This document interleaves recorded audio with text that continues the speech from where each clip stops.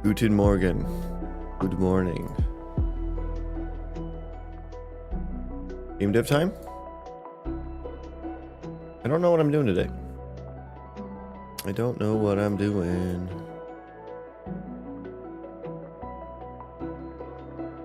Let me get it set up here. Let me get you set up.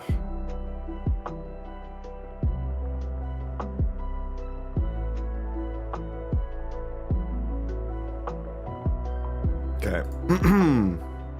Welcome. Welcome.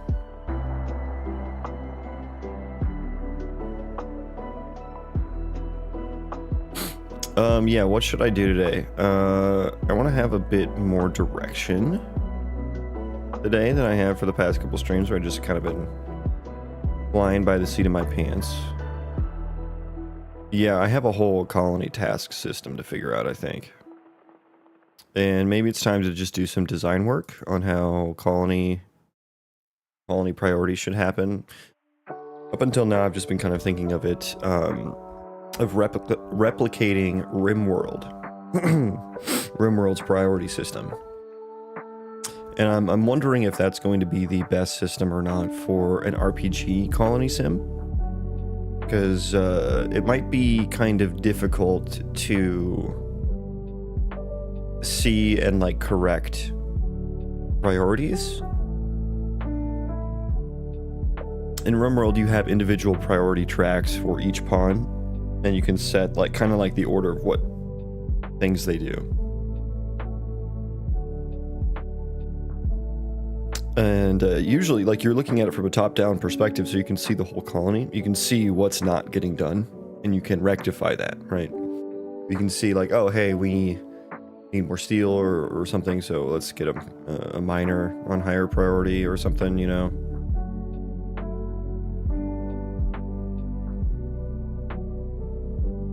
So I guess I'm a little bit worried that on the RPG side of things, you're not going to be able to see that kind of stuff. And I think more so what you're going to want as a player is like, I just need certain things to get done.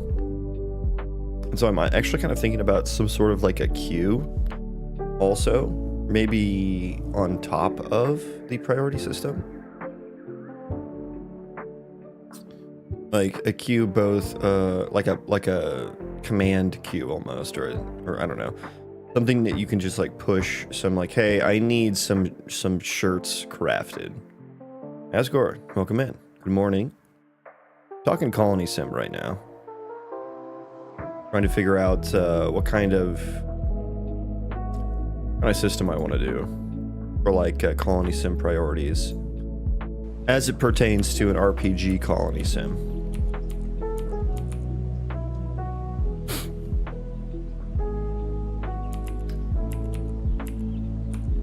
I'm thinking maybe having some sort of queue where I can just put kind of like one-off things into, and they can be like kind of high priority, you know, while still having the individual pawns having priorities that they can fall back to.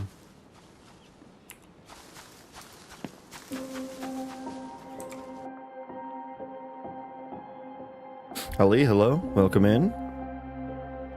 Good morning, everyone. Morning for me. Yeah, so I don't know, like, and is that something I work on right now? I don't think so. It's just something that's good to keep in mind when I'm designing some of the commands, these tasks and stuff. Attorney Cog, hello. Why are you taking screenshots? Get out of here.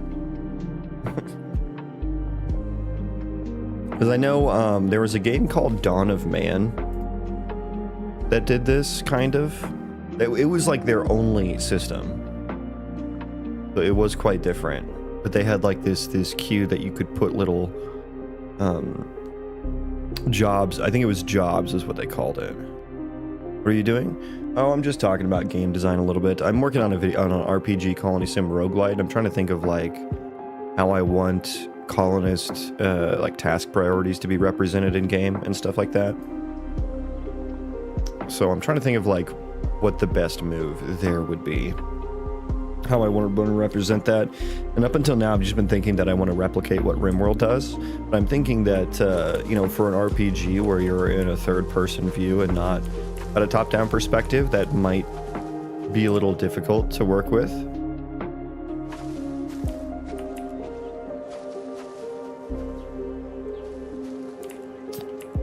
I do think individual colonists need some set of priorities. Hey, do this first, do this second, do this third. But if the colony overall had like a queue of jobs that needed to get done, those could be like the highest priority things, you know? So it's like, you could put things in there like, you know, mine 200 stone and then craft a bunch of, you know, craft a certain amount of, shirts and pants or something. You know, gather a certain amount of wood, or gather until you have X wood, you know. And then the colonists who have that as their priority, like who are assigned to doing those things, and maybe each one of these jobs can have like how many colonists you want on it max. Maybe it can just be max 1 or something. It's so freaking hard to make a game. It is. It is hard. There's a lot to it, it turns out. I was actually joking. Yeah, someone said like they didn't, so-and-so didn't want people to steal their idea or something, and I'm like, that's the easiest part of game dev. Game is the idea. The making the game is the fucking hard part. Can we use a built-in board to post the job on that? That'd be funny. A little Indeed job board or something. I'll just hook up to their API and start posting, you know, need a strong lumberjack for chopping wood for colony.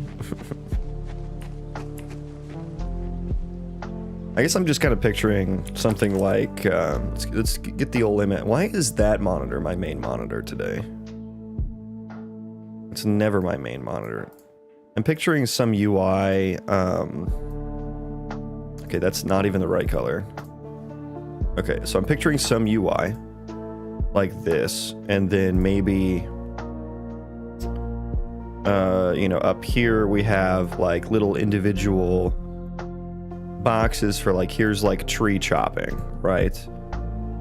Here's mining stone. Here's mining stone, you know, and then, you know, they got icons and they're color coded, you know, something like, you know, here's a tree. Tree chopping.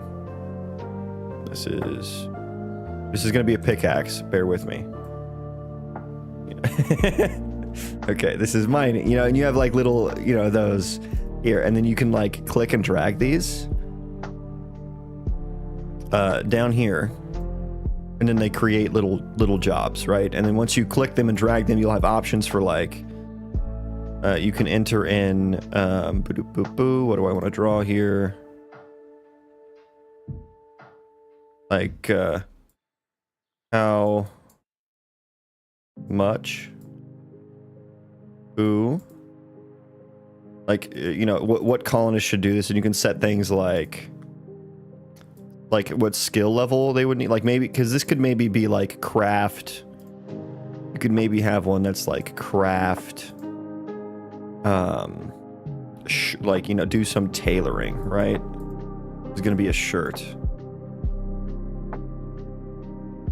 And I am not an artist. There's a shirt, right? So, and then like the skill level of the crafter may determine the quality of it a little bit. So you can have like a skill level min. You could have, you know, a max number of colonists. Yeah, how much could be like, just like an X number. Do it X times, rather.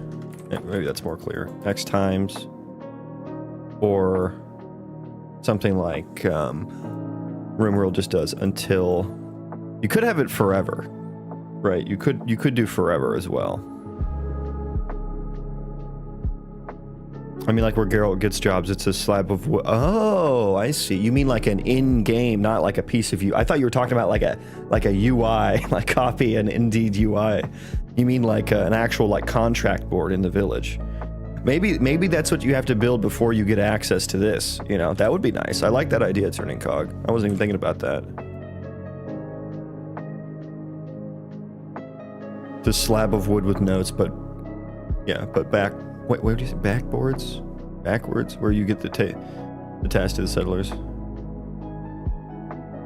Yeah, there we go. I'll put turning cog. I'll put an Easter egg on one of these boards or something. Don't steal my idea. I'm gonna like etch your name in the back of it or something. Hello there, welcome in. But yeah, that would be very vibesy, and I'm all about maximum flavor. You know what I mean? If it's a little more awkward, but it's good flavor, I think it's worth it. You know. Lurini locations and references to real world, like Machu Picchu, Root Bridge, or waterfalls. There'd definitely be landmarks. Like, I would love to get some waterfalls going in the game. I'm not gonna like use any specifically named locations like Machu Picchu, although maybe there could be some inspiration from that.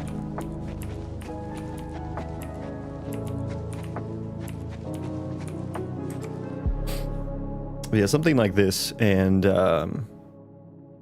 then all the boxes in here would be like left to right, ordered, and then maybe it wraps, you know, it wraps around. So you go from here to there. And then you wrap around. And so, you know, and then like once the colonist does this thing and completes it, it goes away. Unreal Kafasi, hey, have a good stream. Thank you.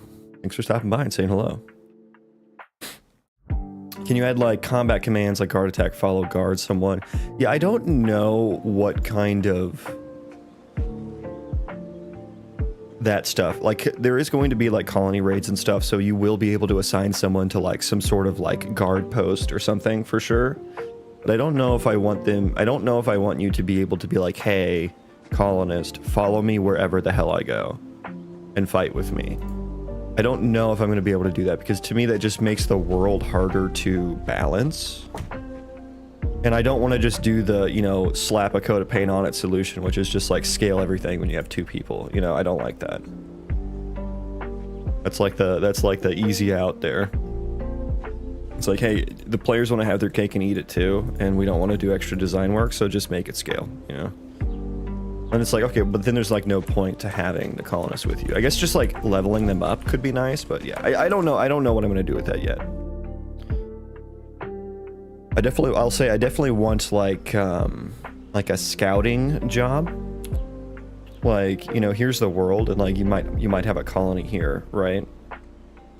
And you will get like warnings of like incoming raids, even like especially because like the character is going to be away. So like maybe you can have a job that someone can fulfill, a role that someone can fulfill, where they can be like a sort of military leader of some sort. And then once you have that colonist, I think you can go to them and be like, hey, you know, they'll let you know when raids are incoming, and you can be like, hey, go scout the raid. And so you can either send him to go scout the raid, or like some other colonist assigned to the scouting task. And then their stealth, you know, their stealth stat will determine how successfully they can scout the raid, and like their intelligence, you know. If they're smart enough, then they'll come back with like good information for you. There will be that kind of stealth combat and stuff.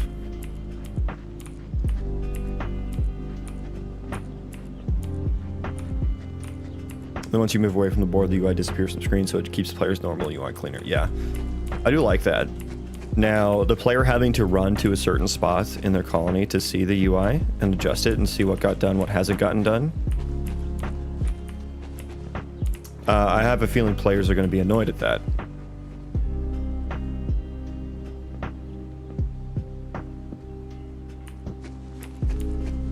My game, I made the AI hierarchical. Each faction has a state tree, hidden actor. Well, I don't use actors in my game. These are all instance VAT animated instance static meshes. Well, that guy's an actor because he's close to me. Now he's a static mesh. But yeah, I do want some faction. I will be doing like AI ran colonies as well, so I'll probably need to come up with a solution similar to you, Damien. Similar to you. Not quite there yet. Yeah, maybe there can be some scout enemy base type stuff as well. But I'm thinking something like this is going to be more intuitive for players to get things done. Because in RimWorld, let's look at RimWorld's work priority UI. RimWorld is like one of my big inspirations for the Colony Sim side of things. So here's what I've been picturing in my head so far. A little blurry, but it goes from left to right. So higher priority is on the left. And then, you go from left to right, they do all the ones first, left to right. And then they do all the twos, and then the threes, and then the fours. And so this is good for like, I think this works well because one, you have the individual colonist priority tracks, which is nice.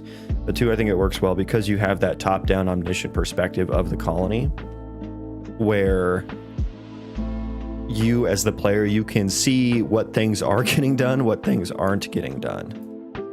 And you could be like, oh, no one's mining. I need to like increase someone's mining priority. You know what I mean?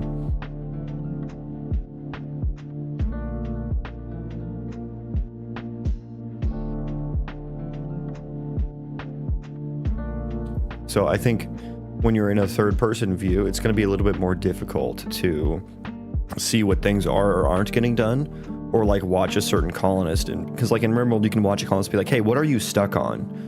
And like mining is like a pretty long form task.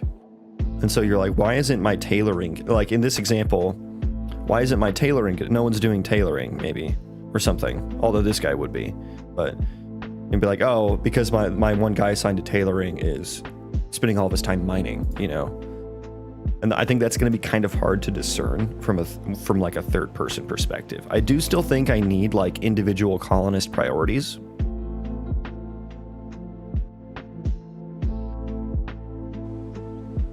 But I think something like this is going to be more representative of what the player wants to do.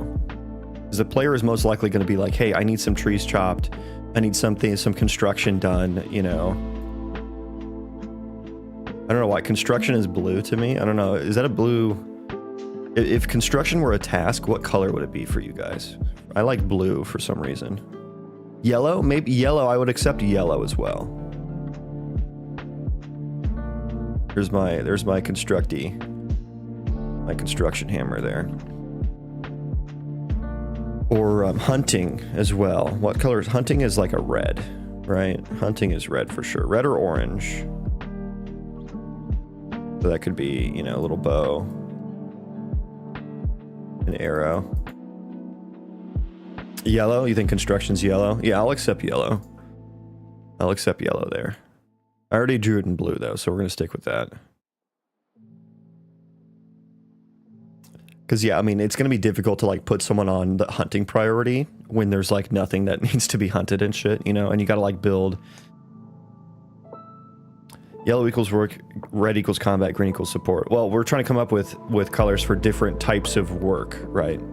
So like for me, it's like chopping trees is either brown or green. There's probably like plants, maybe that's a lighter green. Plants is like a lighter green, I think, maybe. It would have to be a medium denim blue. That's actually what I was picturing. I clicked the wrong blue. Because I'd already used like the steel blue here for mining. This one would be like, some form of plant. What plant would I draw here?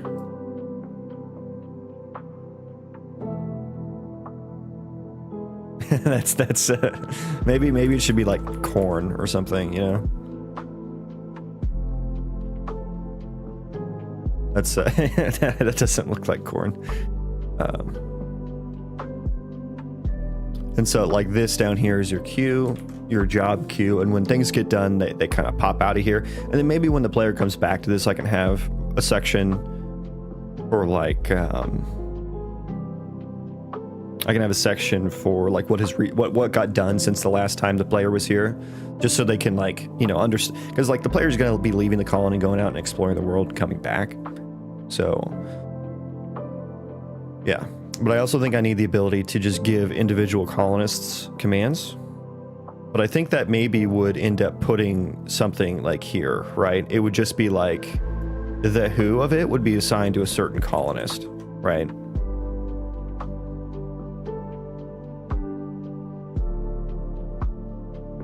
Like a golden mustard may be good for hunting, so the icon doesn't get lost in the fucking trees on the map. Oh, you think they're gonna show up on... You're thinking they're showing up on the map too, huh? Or you mean like in the world? Because I'm just talking UI right now. Just talking UI colors right now.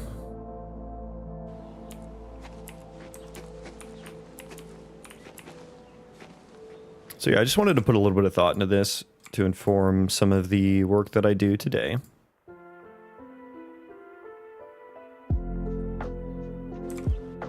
What are we working on today? You wanted it complicated and you have those volumes. What do you mean, turning cog? You mean these things? My areas? My snoxels?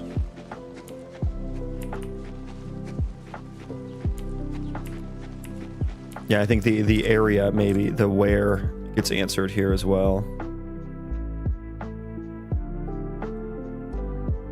Where? How much? Who?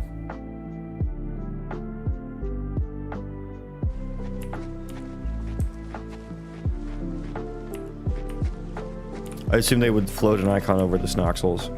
Yeah, I guess I maybe something like that would be good. Maybe the snoxels are just colored the same as the icon to do them.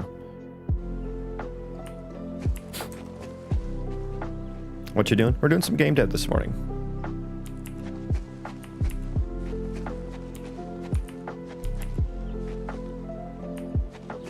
Doing some game dev, just talking like colony sim tasks and how to represent those in the game, like more so just like priorities of the colonists and stuff.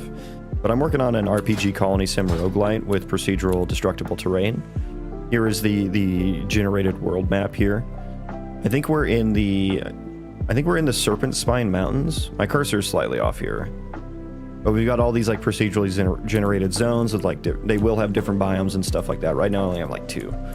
But here's the procedural terrain. It's just a small chunk of the overall world that's generated so far. And we've got some like underground 3D noise, caves and stuff. That'll be pretty cool to explore. Right now there's nothing interesting in them yet. But they are there. All they do is look okay. That's I was gonna say look cool, but they don't even do that much. That would make a mini-map more visible if the Snoxel to play the icon. Yeah, I mean, I haven't thought about that at all. I'm sure I'll do something like that. And that does make sense. You know, just kind of hovering somewhere there. Maybe just on when you look at it or something, you know? Because I don't think these aren't going to show at all times, right? Like if you wanted to say, hey, go plant crops in this area, it's not going to show at all times, you know? I also need to make it to where you can like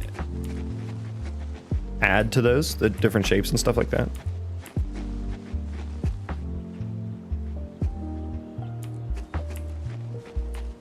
But yeah, you'll run around. These are like little colonists here that you can recruit. It's just kind of like super bare bones at the moment. And then we have some enemies that you can fight. It's not, again, nothing super crazy. Everything is pretty placeholder at the moment.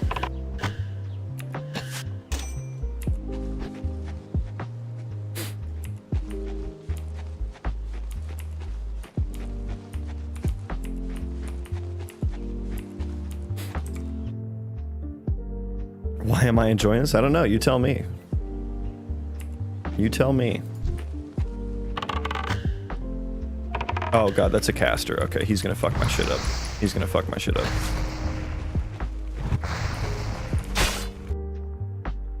He's gonna fuck my shit up. I'm gonna die. I'm dead. Yeah, the casters are actually kind of hard to kill. Kid Whisper just murked my ass. What video did you go over your cave builds? Just kind of random ones. I don't have like a specific video talking about it. Am I using voxels? Yes and no. I have 3 different compute shaders that I run. One is for the height map generation, and that does a lot of things for like the parameterized noise in different biomes, and it applies border mountains on each zone. So like each different color has border mountains around it. And it does some blending and stuff. What else does it do? That's basically it. But I also have the 3D noise compute shader, which is just like a 3D Perlin noise, basically. Simplex, but basically it's a gradient noise, but it's, you know, basically Perlin. And then I have a custom marching cubes shader that connects it all together. And so yeah, marching cubes is a voxel algorithm, but how it works, like how it stitches these things together, it doesn't always line up with a voxel resolution. Like you can see them, you know, you can kind of see the voxels, but then I don't know if this has any good examples, but there are definitely some that don't. Yeah, like maybe right over here, I think there's like a little extra triangle. It doesn't always line up to a voxel resolution, so it is not like inherently voxel clamped. And when you deform the terrain, it doesn't line up to a voxel either. It's more so like a per vertex type solution. I just kind of handle it per vertex. And you can see that like the place where it connects together, I need to do a little bit more work on. Because yeah, it's a little jagged, I'll say. A little jagged. Yeah, like this one right here, I don't think. Yeah, some of these just don't make sense for voxels, you know, some of these verts.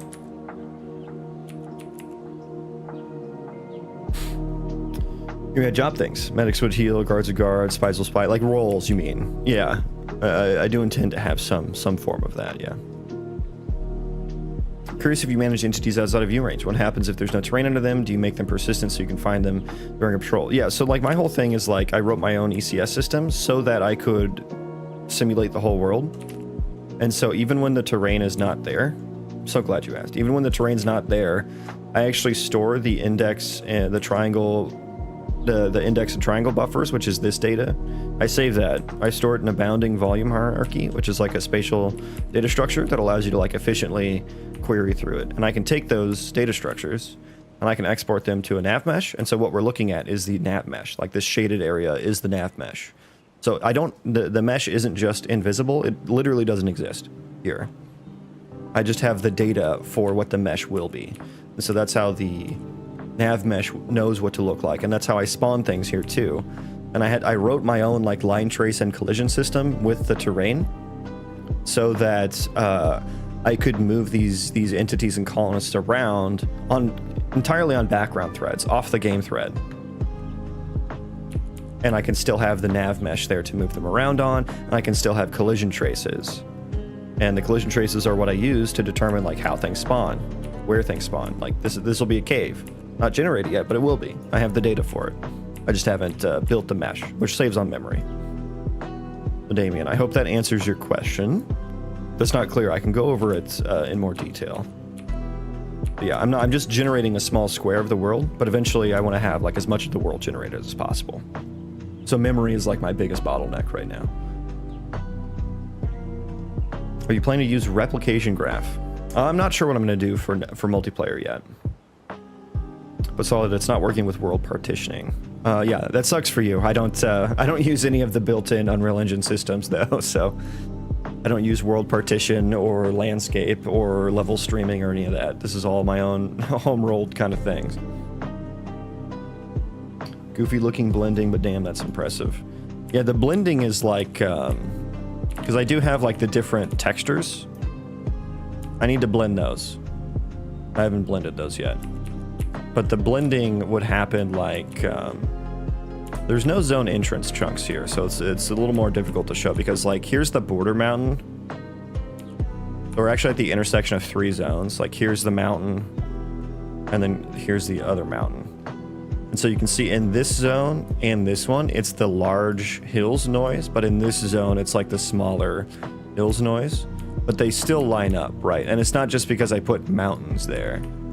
Like it actually does a per vertex weighted average distance-based blend for all the neighbor chunks. And this is kind of a bad, I wonder, is there a, well, I'm kind of dead, so maybe we can check out a new seed. 353, 354.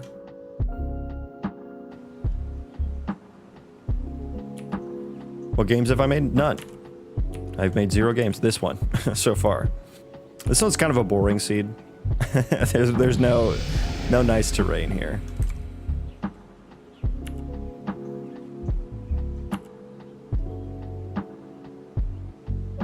It's nice so you don't have collision. I do have collision. I wrote my own collision system. That's what the bounding volume hierarchy it does. It allows you to, that is effectively what is underneath any collision system, is some sort of spatial data structure. And so I have my own version of that. So yeah, all of this uses that collision. Everything that's spawned, everything the light touches, uses that collision system. And I have my own velocity and gravity processor that moves the entities around, because they don't have physics. They don't have gravity. They don't have collision. So I settle them on the ground with ray casts in the background thread, using my own ray casting system. And I have to rebuild because the nav mesh, the pathfinding is annoying. But yeah, I do eventually want to do some multiplayer stuff.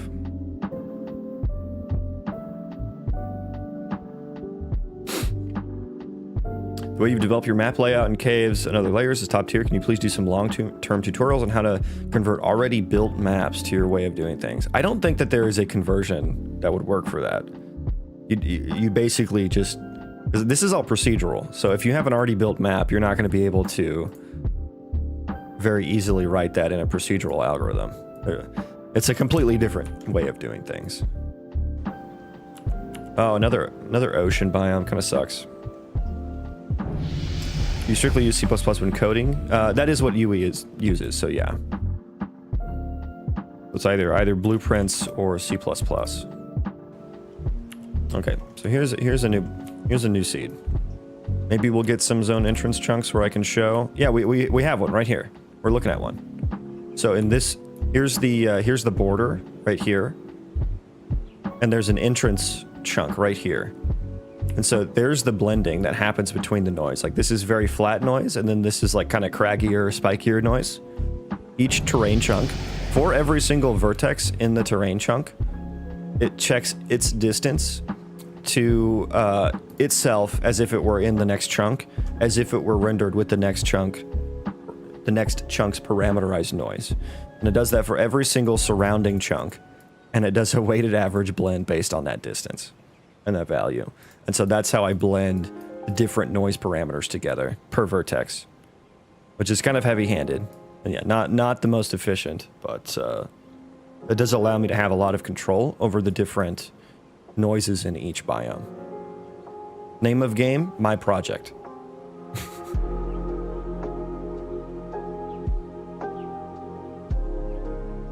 I took your advice on making a bigger game. Okay, my advice is don't. My advice was not make a bigger game. I think my advice was something more along the lines of work on something you're passionate about or motivated to do, if that's your goal.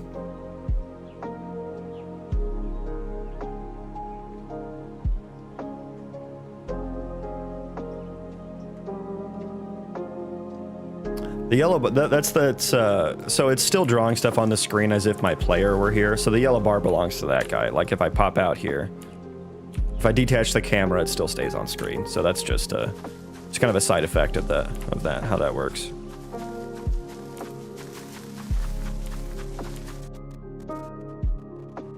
What was happening? That was fun. What zone are we in? We got the Druid Circle of Nature, Shadewatch Basin, the Assassin's Hideout of Silence, Silent Hollow, sorry, okay. The Whispering Cave of Echoes, Ironvale Hollow, Rimefell Tundra, Mirkwood Forest, Undying Sands, the Fountain of Youth, holy shit, Ghostly Glade. So each of these I want to have like different stories that happen in them, and I'll feed them into the AI and try to generate some cool stuff for the player to do. Actually give them, reasons to explore and stuff like that.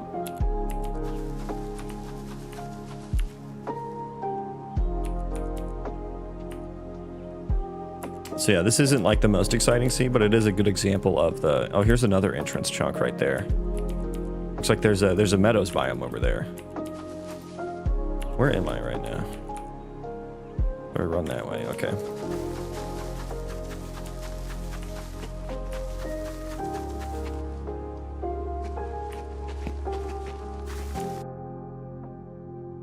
Thank you.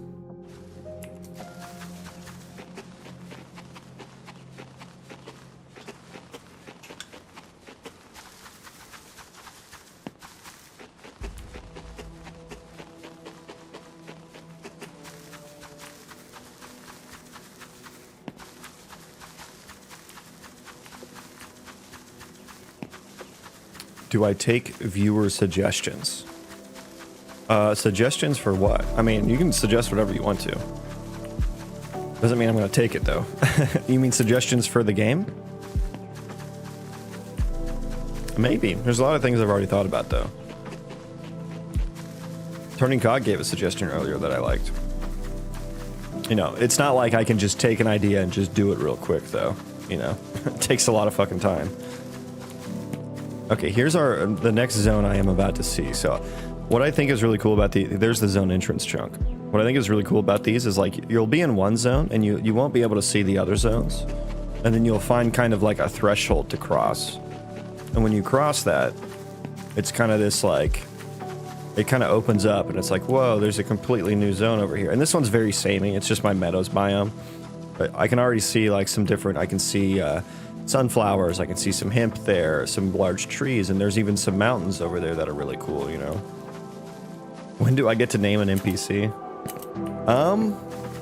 We could maybe do something like that. I know RimWorld had like a, it was like if you bought it in early access or something, you could like, there was something they did where you could like specify an in-game name that would show up randomly sometimes. So maybe we'll do something like that. How lightweight is the world data effect on memory? Not very. Might become a problem if you have to sync this over the network later. Well, the beautiful part of it is that it's an algorithm that can run anywhere. So, we'll see. We'll see. Yeah, per terrain chunk, it's not too bad. It's when you, so if I was just doing a, like each one of these pixels is a terrain chunk. And only a certain number are needed around a player, so, you know, in the future, in some theoretical future, if there's a server, you would want the server to generate it, because different CPU architectures can produce slightly different noise and stuff like that, so you would want the server to do it. And you would want to send that data to the clients. Now, it would be in the form of, like, I did spec out some numbers for it, but per chunk it's not too much, right? Per chunk, but it's the large scale, like the entire world. That's a lot of fucking data. That's a lot of fucking memory, right? Is this an MMO? No. RPG Colony Sim Roguelite is what I'm going for.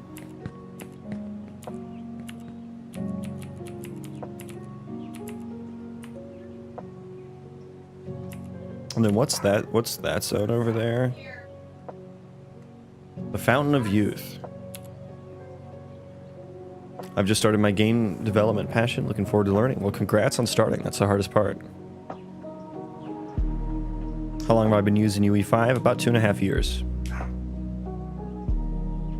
What's your background? Where did you learn how to code? I taught myself, basically. I'm a college dropout. I've been coding since I was about 16. So I'm a software engineer by trade. I just do game development in my free time.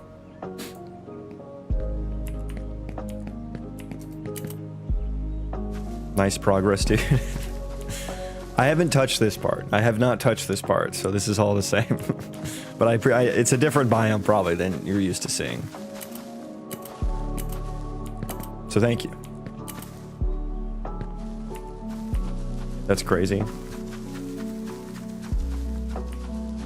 I guess today it's crazier to think about than it is back in my day, you know, 10 plus years ago when I convinced someone to give me a job. Today it seems kind of crazy.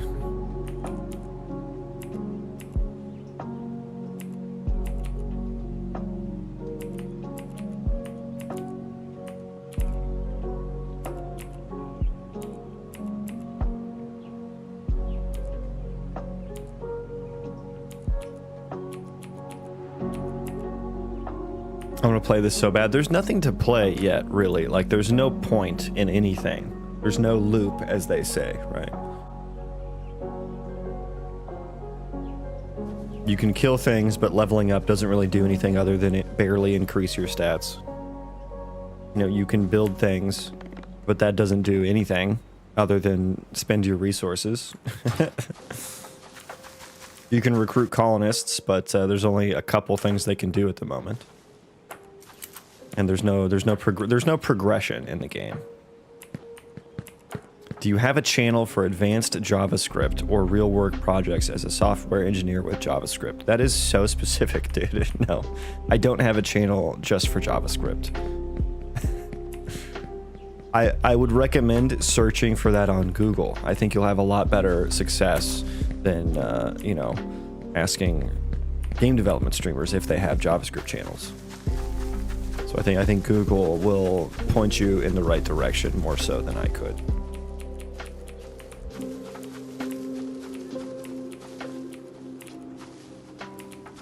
All your hemp are belong to me now.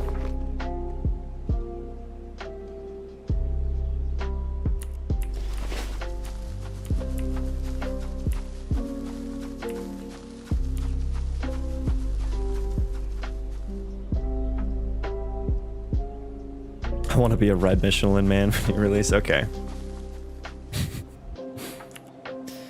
The game I did had same chunk system. We started to sync chunk, but it was too much, so we sync the chunk settings /seed so that each client can reproduce it, but only sync the delta. Yeah, what was your noise? What did you use to generate the noise? Because I think what I'll end up using is fast noise, which has processor specific architecture.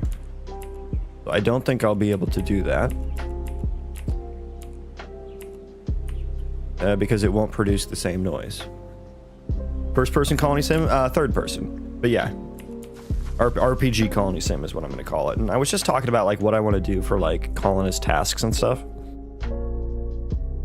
And I'm thinking that this is like a kind of job or queue board is a lot more useful to the player. Like the colonists individually should still have priorities and stuff. But because it's like when this is empty, they're not just going to do nothing, right? Then it'll be up to the player shouldn't just like keep this up to date, you know. I think it's going to be a little heavy-handed.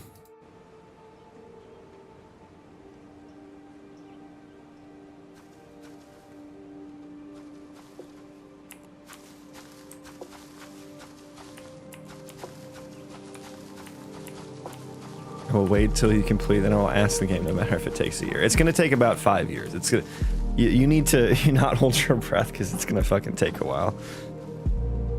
You could use wave function collapse to generate structures. Yeah, there's a lot of things I'll end up doing and exploring for points of interest. I'll probably just end up using PCG, but for dungeon layouts, yeah, wave function collapse might be good whenever I get there.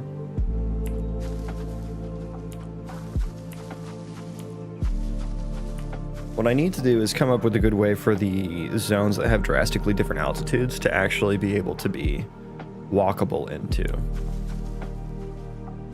And I don't think a single chunk, honestly, for how stark the difference is, a single terrain chunk is not going to be enough. In some spots it may be.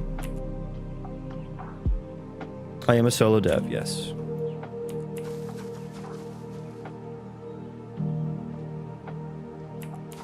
I am a solo dev.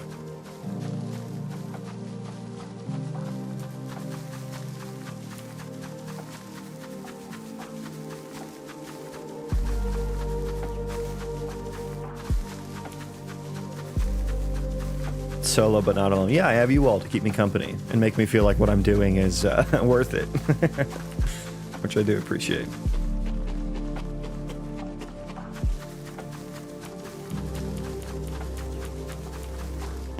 Oh, that guy's, he's looking for food. They need to understand that, well, I guess I think I broke sunflowers. Sunflowers used to give food. Oh, there's a red zone popping up over here too.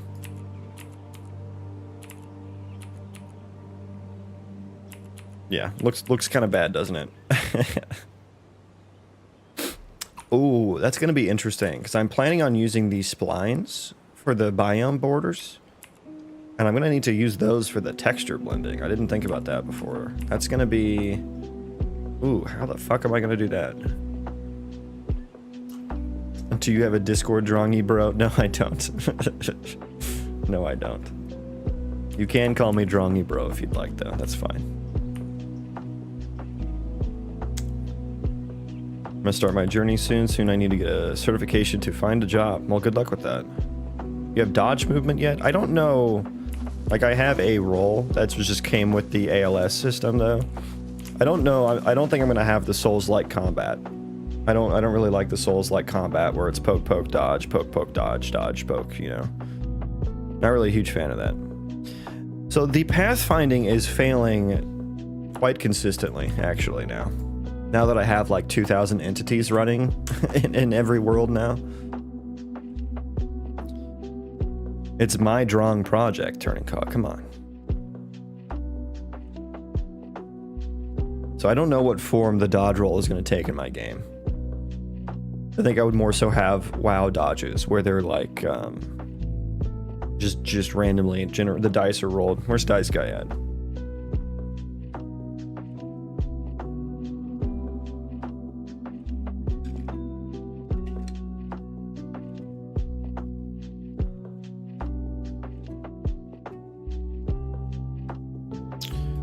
Let's see if we can do some work though. So I was working on like tasks and stuff, colony tasks.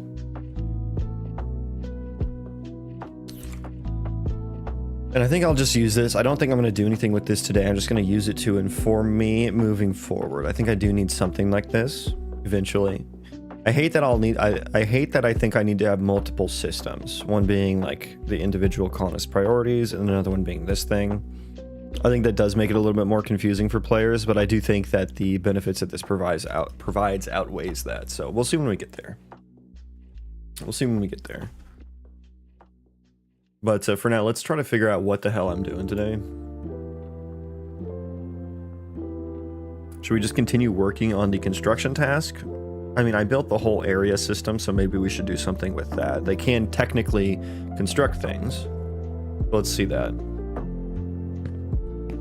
You can technically construct things.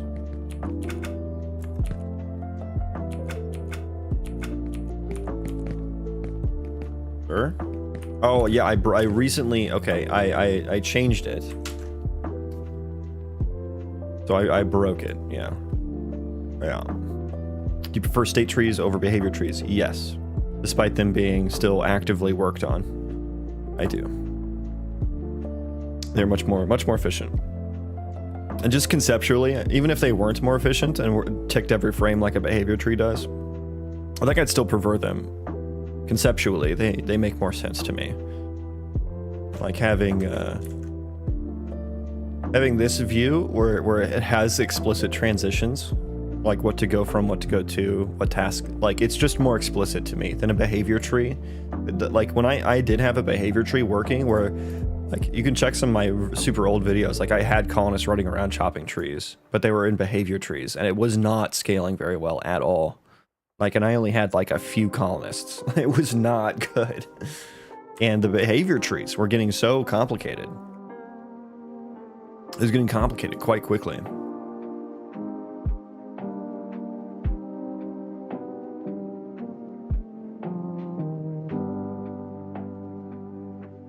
Doesn't have to be roll. Yeah, I just mean, I know what you mean. I know you mean just like some form of getting out of the way, right? Some ability to get out of the way. Does Helldivers do they give you iframes? I haven't played it. Because like in Souls games, it's like when you're rolling, you have iframes, you know? Another GA AMA dev. Awesome. Wait, what does that mean? Welcome into Big Clips. Working on an RPG Colony Sim Roguelite. We're doing some colonist tasks today.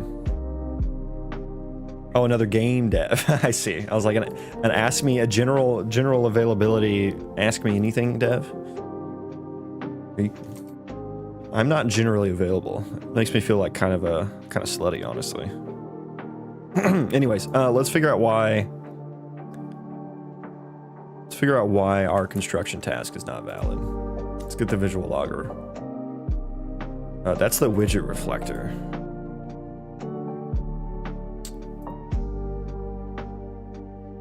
I think you already, so I'll have to give him the task again. Come here. Oh, he actually did get here. Was the building null or something? The building is null. The interact payload guy. Okay, so yeah, we need to like redo his thing here. Hey, you come here. Go construct that. It is still null. Tis still null. Wait, this is the get colonist task. Why would it be on the interact payload? Why would that? That is not where it is. Instance data dot, that's the output. Get colonist task, hang on. What the hell was I doing with this?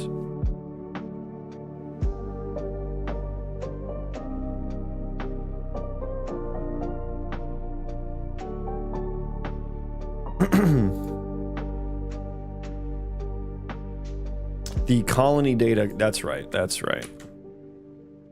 Although, I do set it after that. Okay, so I just did the wrong fucking thing here. Yeah, maybe colony data is one that I can prepend in there. Send. That's probably one that they all need, but I think for now I'll just kind of... Oh, they need the entity system too. Yeah, I think I'll probably add that. Yeah, I already get it in the outer scope as well. So yeah, I mean, they're all gonna need that. That's kind of like a fucking given, right? Const u colony data. Colony entity data, yeah. Just add that to every one of these.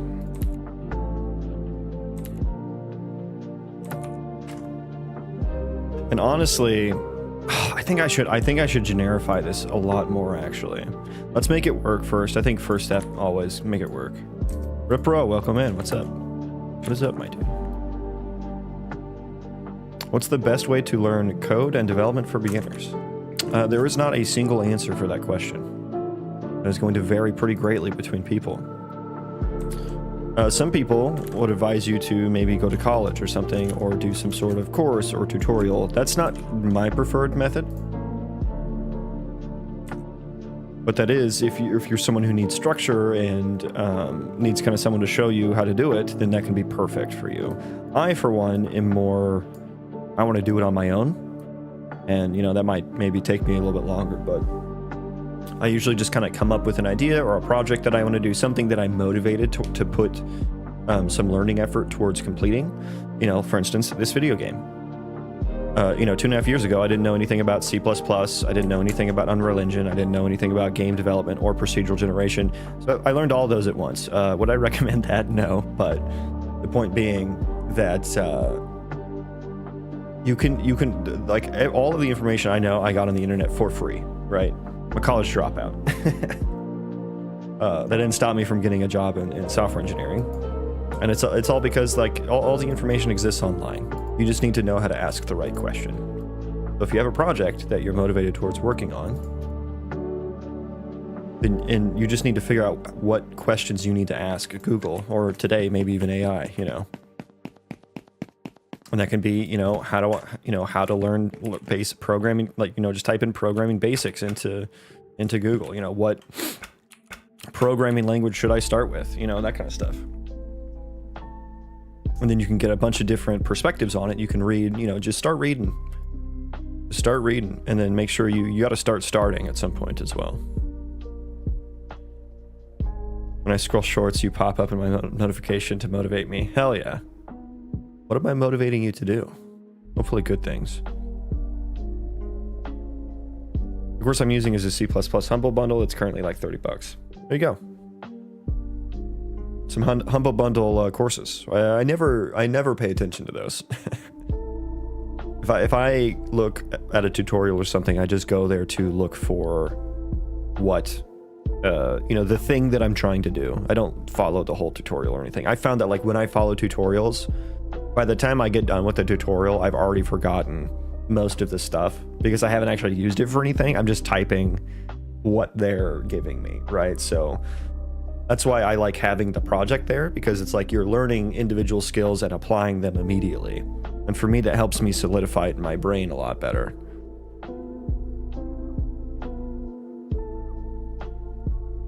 Anyways, yeah, we have our building here, so maybe this will actually work.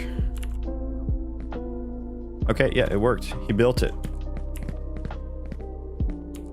It's crazy my velocity processor, my gravity processor, actually just handled that very gracefully. That was nice to see.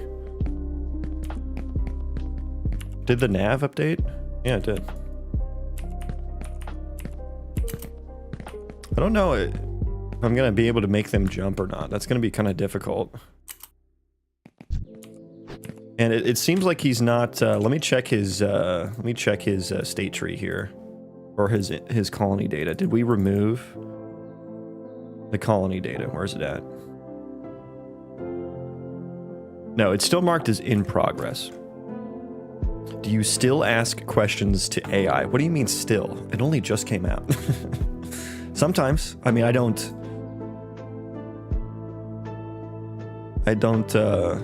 exclusively use it, nor have I ever. But yeah, sometimes I ask it questions.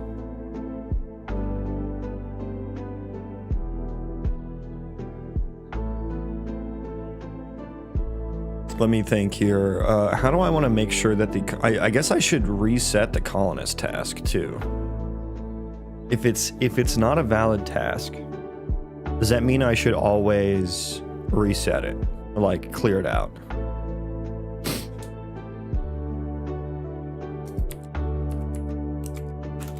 Or is it something that could become valid and I want to like try again later kind of thing? But I guess now I'm treating it like once it's invalid, we should get rid of it.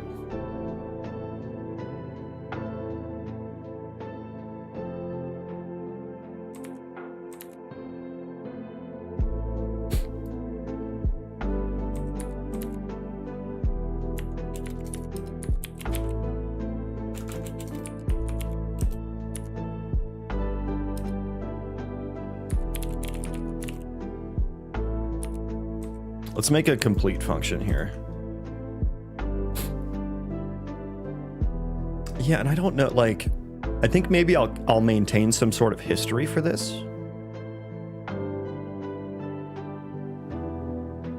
I don't know what I'm gonna do with this yet, so but let's just complete with like some sort of status.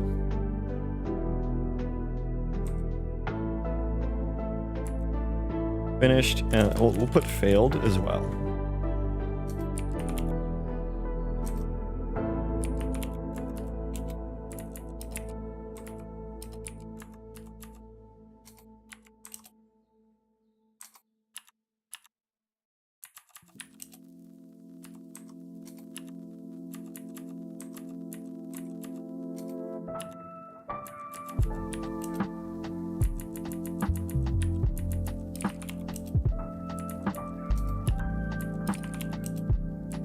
Okay.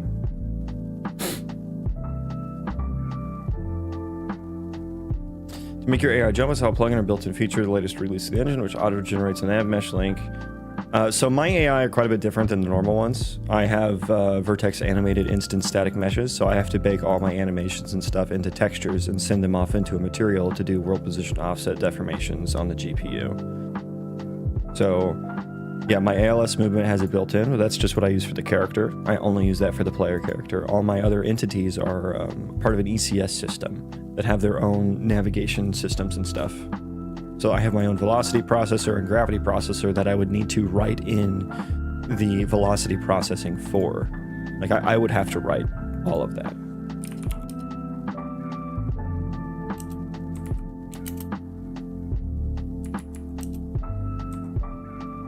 Man's gonna make the shit complicated, basically. So yeah, appreciate the pointer, but unfortunately, I have to do it all on my own.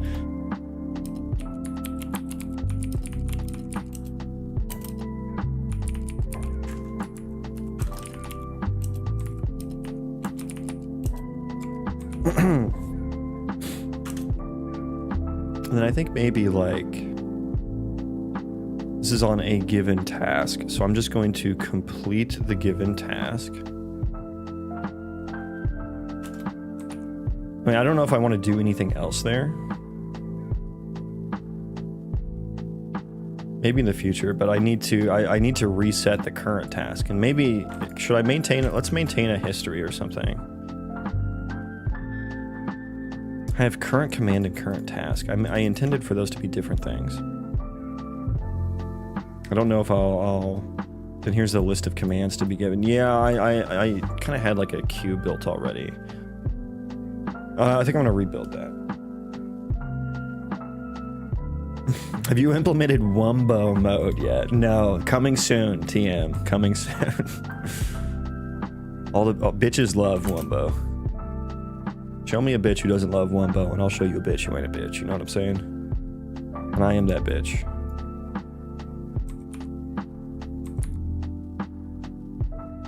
Yeah, and then the task completed. Task completed. I guess I don't know.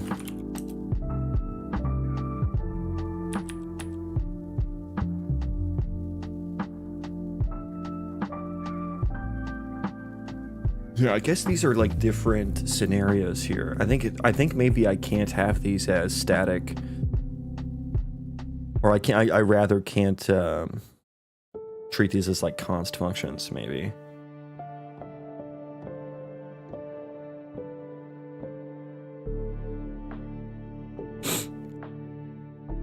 And what I wanted, I think I want a distinction between like, because I have here, if the building is built, it'll return false because it's not a valid task anymore because you shouldn't build it, right? But I think I want a distinction between, did it get built by someone else and therefore this task got canceled, or did he just finish the task, right? Because I think I would want to track that. I think I would want to track that.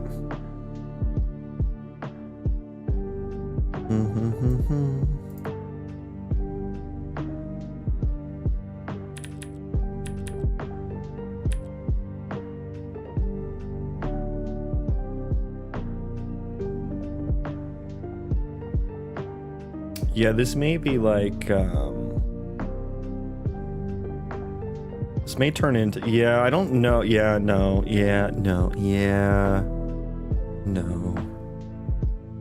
I think I need to turn this into something quite different now. Rather than just checking if it's valid on tick. Age of Lo-Fi, yeah, dude, I love the AoE2 music. That's a cozy place for me, for sure.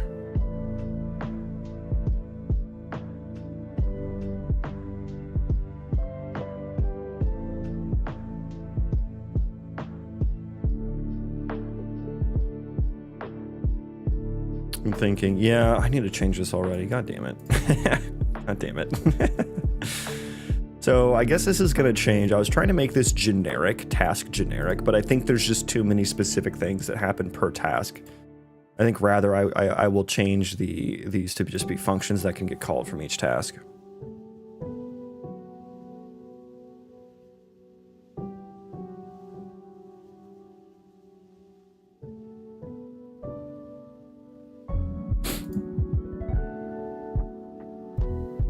Okay.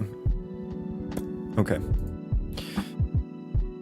So it's more so like I need a switch case for processing the task here. And I shouldn't do that.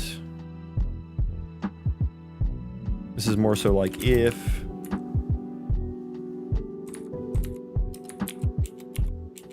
task status equals task not started.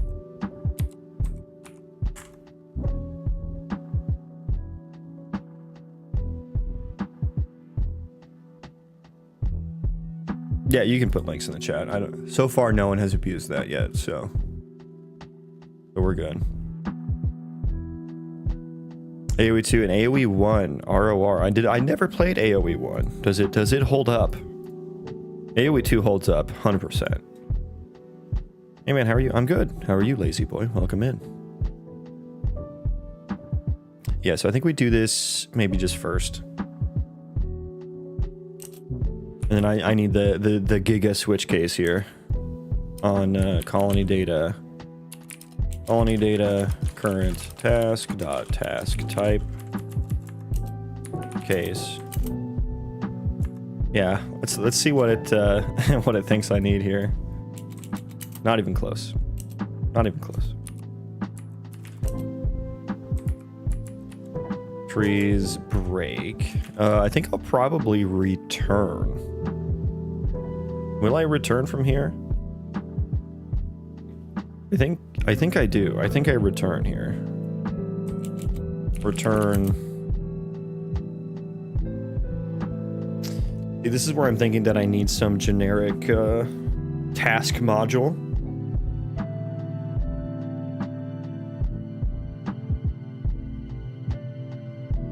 I think I need to wire up some generic task module.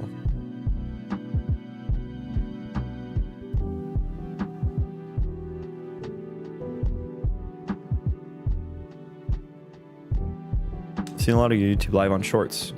Where do I get started with to know what you're building? Does that mean you're wanting to get into game development, or does that just mean you want me to explain it a little bit? I can definitely explain it a little bit. We are working on an RPG Colony Sim Roguelite with procedural destructible terrain.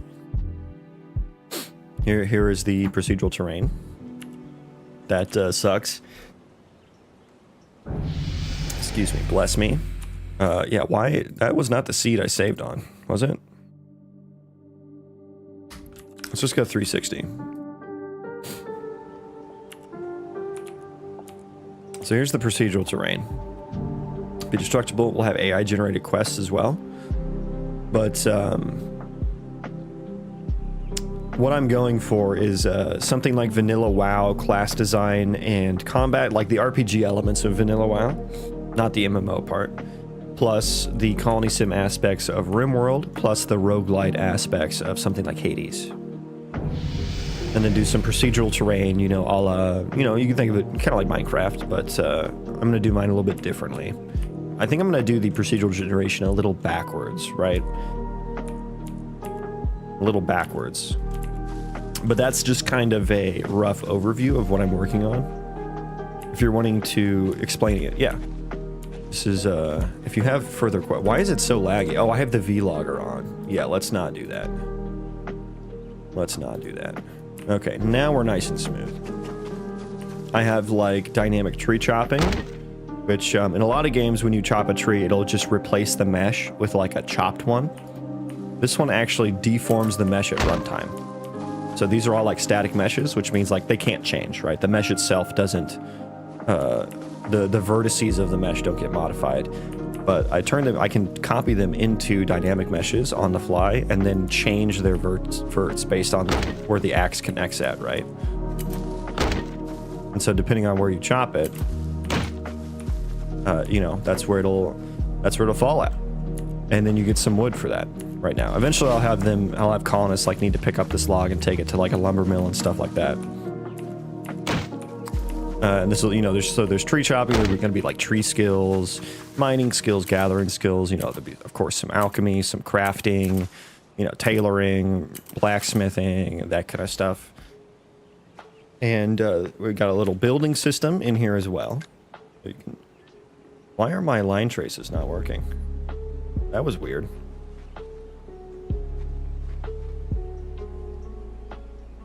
What are the verts doing here? This is a relatively flat location. I'm not sure why there's so many issues. Very laggy, very laggy. Okay. Yeah, well, that's what I get for writing my own collision system. I have no one to blame but myself.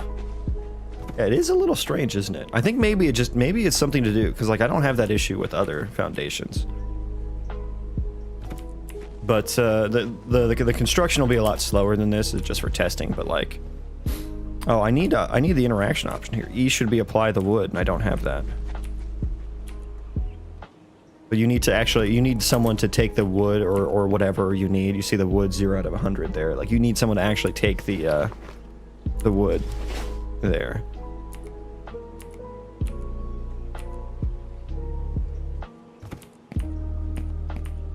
So yeah. Well, there's some nice 3D noise over there. Anybody's gonna watch a code like this? Looks like you're making promising progress nicely. Well, thank you. Yeah, happy to be background noise. I'm very happy to be some lurker fodder. Looks amazing so far. Thank you.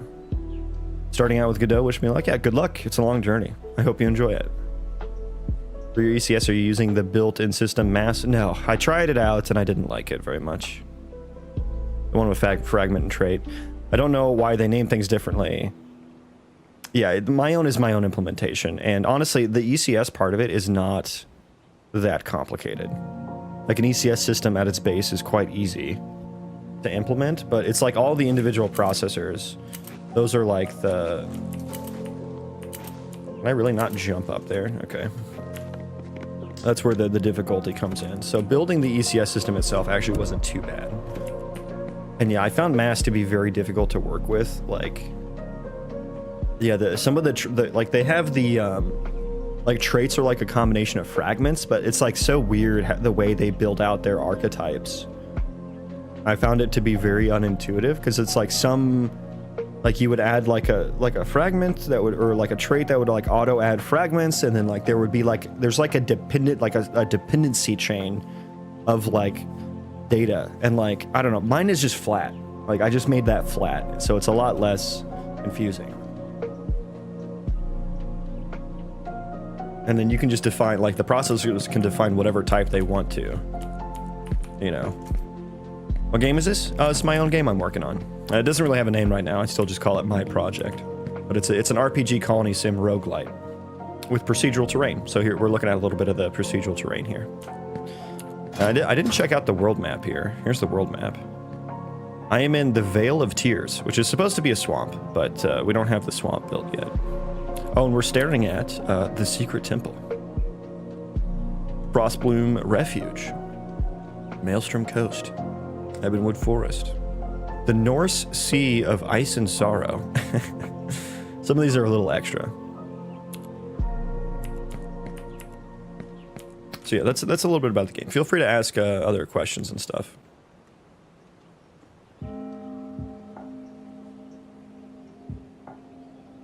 Yeah, mass. I wasn't happy with mass. It felt very difficult to work with for anything that it wasn't already built to do. And like I was digging into the source code for it to try to figure out how it worked back in 5.2. And yeah, some of the things they do for like, it's just so generic to like work for anyone's systems that like a lot of the things they were doing are just so heavy-handed. And it makes it very difficult to work within. Like the whole, like when they were syncing the movement and velocity data, like to the ISM and actors and stuff like that, or like the, because like you have the entity trait of like a location, right? And you also have one for velocity. And the way they were like having to reconcile the difference between, you know, is the velocity processor moving that or is the movement component moving that was like super annoying. And, you know, I think me doing that myself was a lot easier.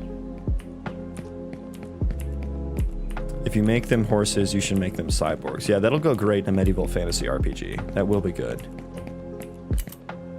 There's a little cave over here that looks kind of cute. I'm gonna go check it out. Might delete later, IDK.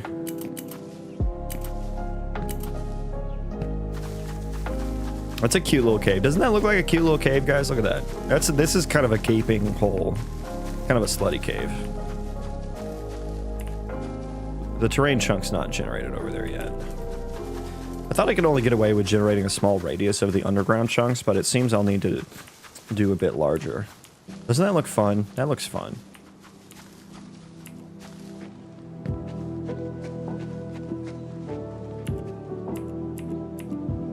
Where does this go?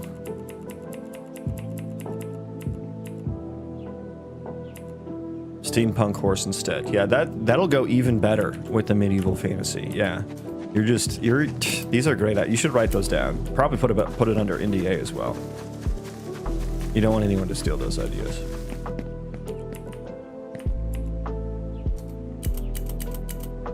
Oh my god. That was some fun physics.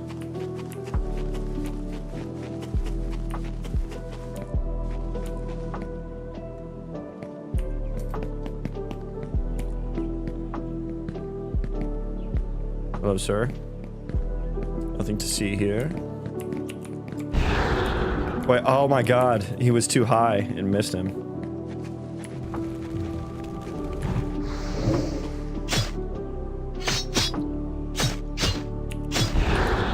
Oh my god, that's like a very small radius. Yeah, I probably need to align that with the ground, actually. It'd make more sense. Okay, back to work, though. Back to work.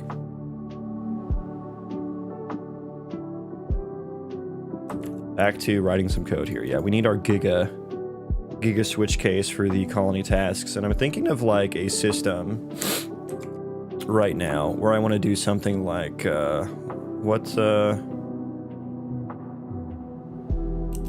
me just spec something out real quick. So I want like colony like task handlers maybe.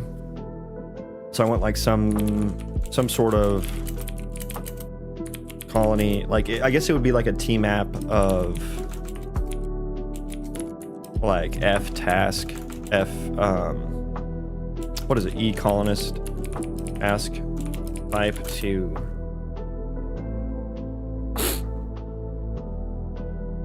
some sort of class. Like, so there'd be like a task handler module of some sort.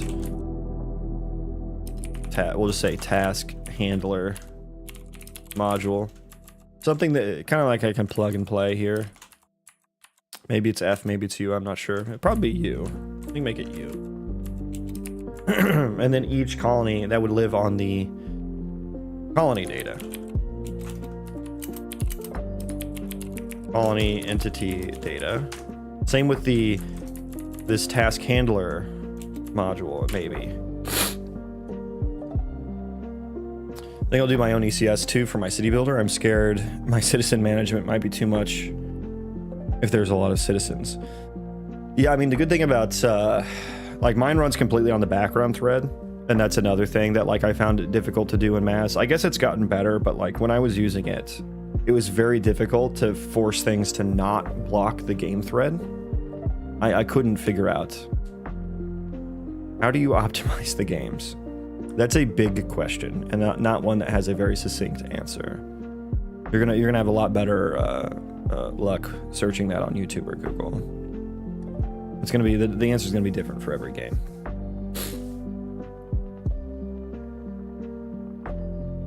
Give the people what they want, robot arms. You're very into the sci-fi, it seems, which is not what this game is, not the vibe of this game.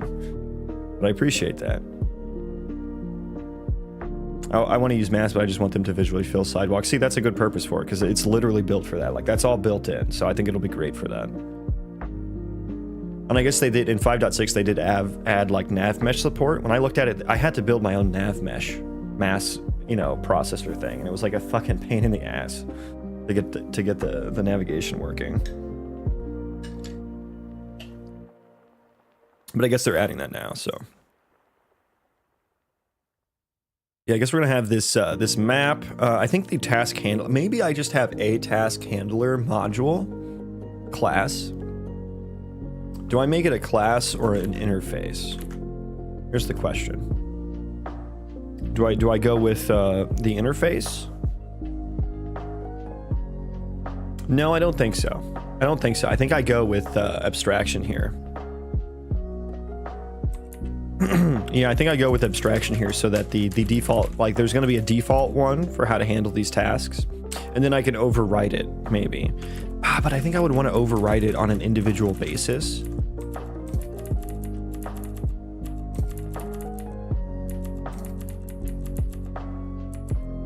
Yeah, I think I would want to overwrite it on an individual basis. And so the task handler module, yeah, would have the task type on it. Well, it's related to a type that we would have.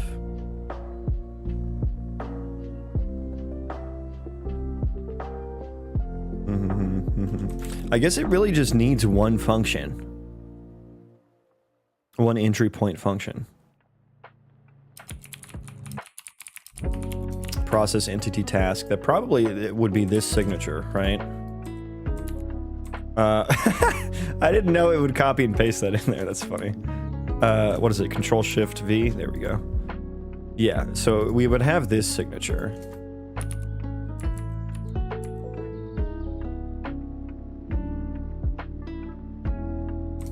Oh, I called this FF get colonist task data. Oops.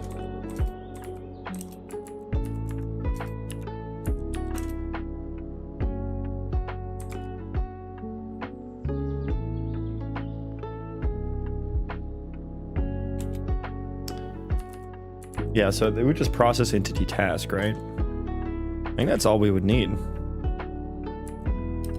Default. Do I even need to default pass in colony data there? I don't know.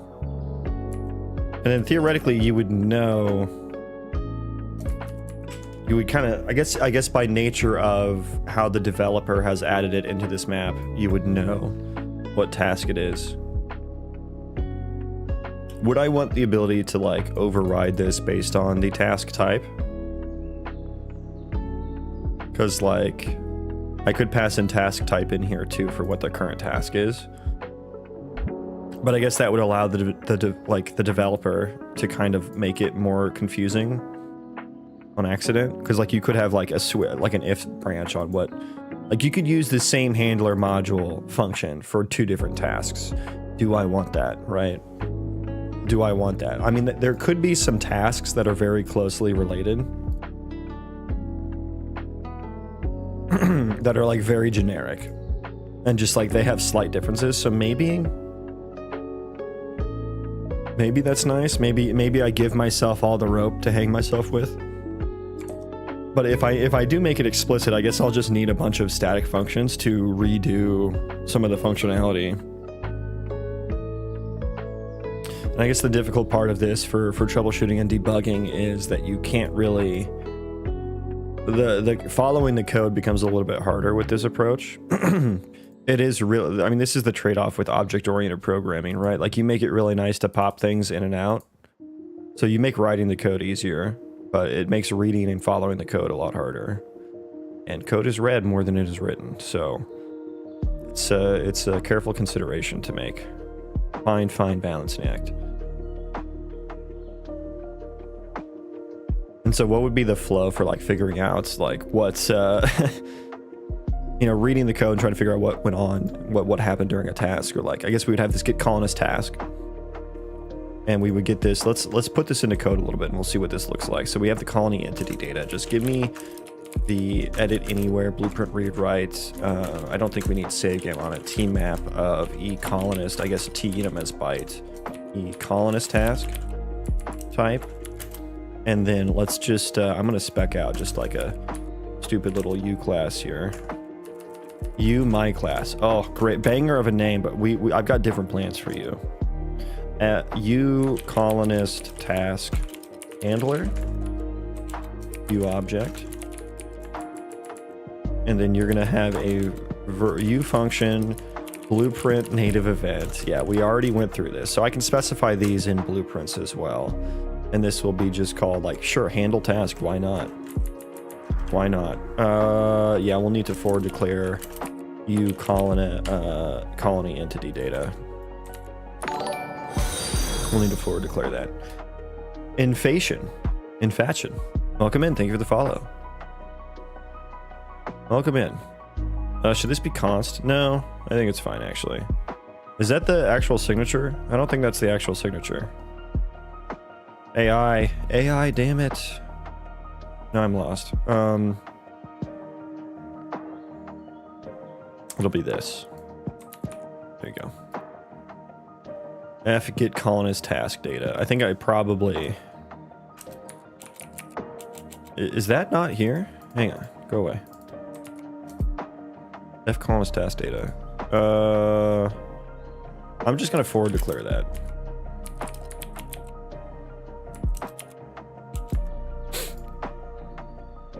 Draconin, welcome in. Good morning. Guten Morgen, mein Freund. So yeah, we have that now. So we'll have a T object pointer, which can we even do this? U colony task handler. This will be our task colonist task handlers. There we go. So we have that. And so the flow would be something along the lines of colony data, colonist task handlers. It would need to be an if colony data colonist task handlers dot contain not compact contains colony data current task type. So if we don't, we can probably return failed. Because we can't, colonist can't do this task. Get rid of this now. And we can just grab this bad boy. Give me the juice here. This will be the U colonist. I can't type worth a fucking damn today. And my mic is in the way of my keyboard. I think that's the issue. Handler. So we'll just say handler. Handle task. Just do what you do. Do what you like me. Get that. Get world. Where's my, I call this somewhere, right?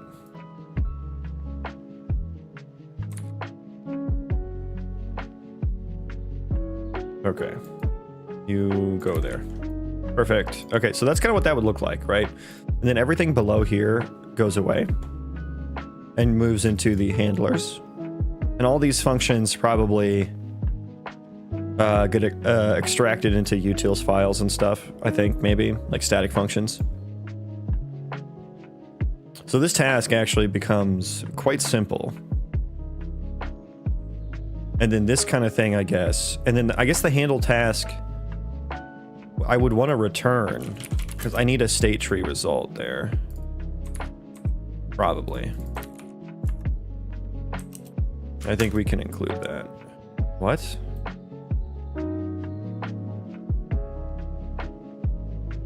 Gameplay, why do I need to add that? I didn't need to add that before.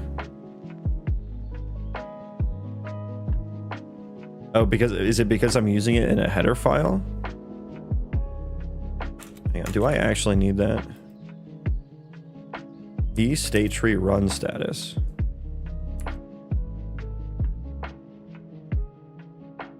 Include behavior tree BTT task run dynamic state tree. I don't think I need that.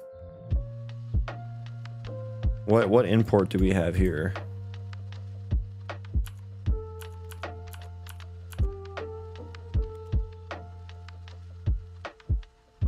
New objects.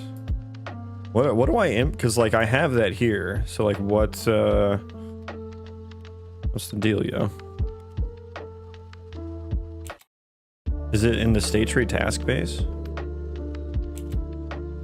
Probably state tree task base, I presume. Maybe I should actually go to the fucking definition. Where are you at? You are just in the state tree module, which if I'm not mistaken. Yeah, we do have. So I'm gonna guess that's the import I need here. Maybe Rider is, I think Rider maybe. Let's just rebuild and see if it breaks. If we need to import that. Rider might be a bit wrong here. Oh yeah, we need to change this too. Hello, please.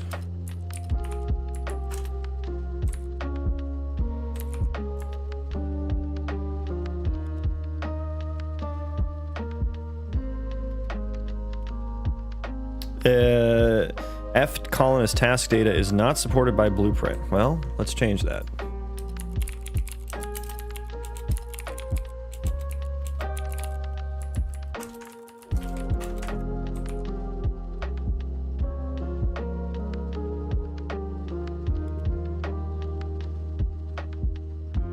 Do you play football? I used to.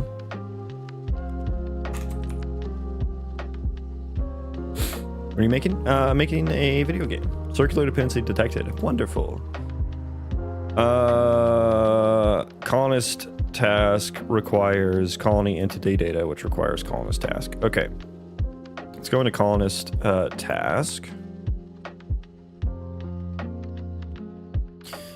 Colonist task.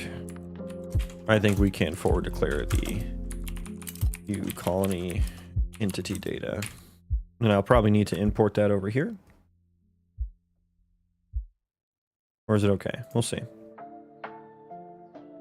Yeah, I'm working on an RPG Colony Sim Roguelite. I'm coming up with like a little state tree task system for handling different colonist tasks in a very object-oriented programming scalable way here.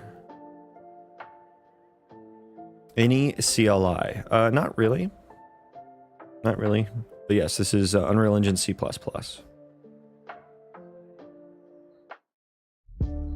You will never believe how I created anime eyes for a Blender mesh I'm working on. Does it involve cyborg horses or robot arms like you were talking about? Is that where that was coming from? Because yeah, I wouldn't really believe that if you told me.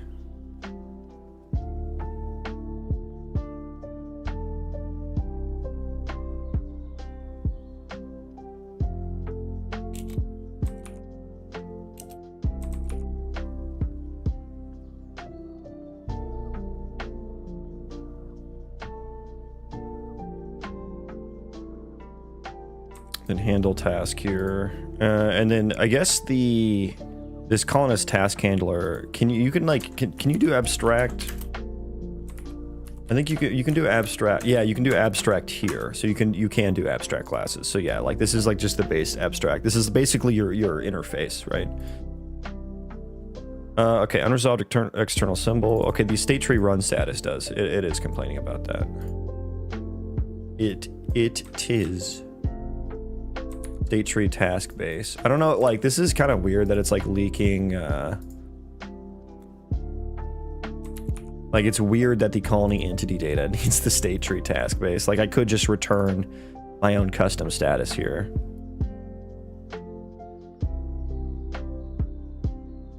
Yeah, I'm thinking maybe I should give it the task rather than the colony data. I don't know, does that make sense?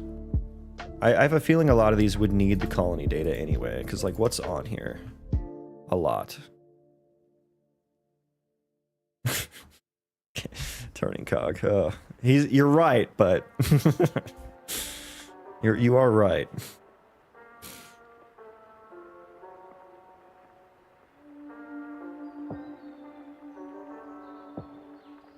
Okay, we got a whole block of red here. Still unresolved external symbol on this. I mean, I should definitely put, first of all, let's put, okay, I guess we're just doing this. We're just fucking doing this, okay? Send it. Entity system. I guess let's put this in, should I put it in colony? I mean, it is inherently related to the state tree tasks.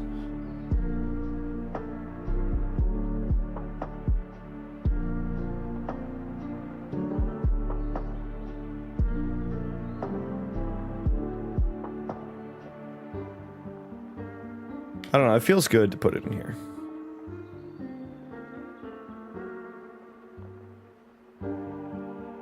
You're going to be called Colonist Task Handler. Okay, let's try that again.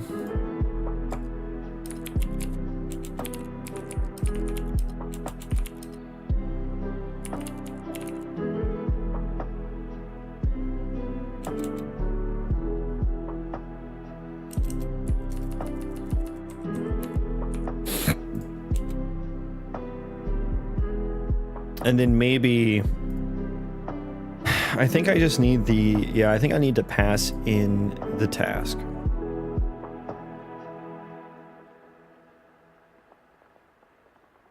Hey, you're still grinding at it. Good on you, man. Is it surprising to see that I do this like most days? Because I feel like it's not very. I feel like it shouldn't be.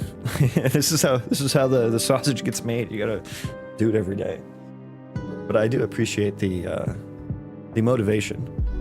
Just seems like a lot of people are surprised to see me doing it again. I'm like, well, yeah, I've been doing this for 2.5 years. Don't know anything about game dev, but since I understand coding, the stream is actually starting to make sense, and I'm loving it. Way more than just watching random stuff on YouTube. Oh hell yeah! Yeah, it's not your regular run-of-the-mill TikTok brain rot. You know, YouTube Shorts brain rot. We are actually trying to accomplish things. If we can accomplish things and meme around a little bit, you know, I think that's a good day. That's a good day. Yeah, I think game dev is just like the most fun programming you can do, in my opinion. It's just like the problems that you're solving. It's not like you're like trying to figure out, oh, what's the architecture we should use for this CRUD API, you know? Like, no, that's super boring shit. Relatively speaking. But the problems you solve in game dev are they're just so much fun. They're so much more fun to solve, right? And like building the architecture for like, how am I going to handle colonist tasks, you know? Like that's a lot more interesting to me. And like, you know, just doing a quick little spec out like that, you know, if I had to do this for my job, it would be annoying. But I like doing it here. Make a server-side anti-cheat for these new games, lol. Okay, yeah, let's switch over to doing that. Okay, so what should we do first for the server-side anti-cheat? So we're probably going to need something. No, I'm not doing that right now. I'm not doing that right now. I guess I'm just trying to think about how generic I want this task handler to be. Like, what other systems in my game should it be exposed to? Because right now with this signature, it's being exposed not only to the entity system, which I'm already doing all over the place, so fuck it, we ball, you know? The colony entity data, now I'm exposing it to specific implementation details of a particular colonist or a particular entity data type. Now the state tree I think is where I want to stop it. I don't think I want it to do that. I do think I will need to pass in a task. Task to handle, we'll call it, which is an F colonist task.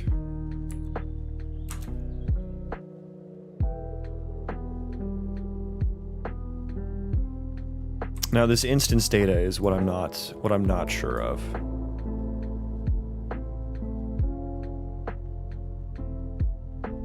Clean this up a little bit here.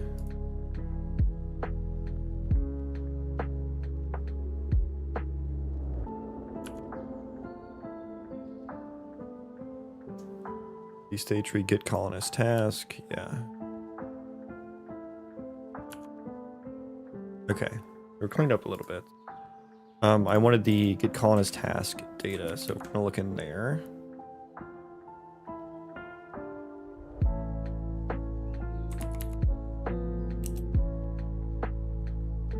No, that's not there. We can get rid of those 4 declarations now. That's in here. Yeah, it's really just, I mean, maybe I don't need to do this, right? Maybe I can just handle this in the colonist task itself.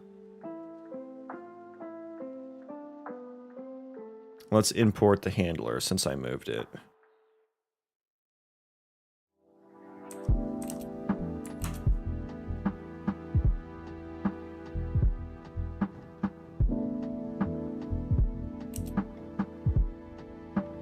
Yeah, the instance data. Is there any instance data specific thing that I will need?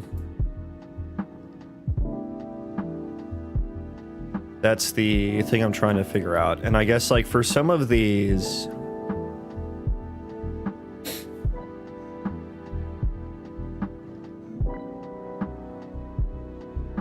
maybe I can just spin up a little struct and put it on the instance data. That way I don't need to, that struct can be defined here.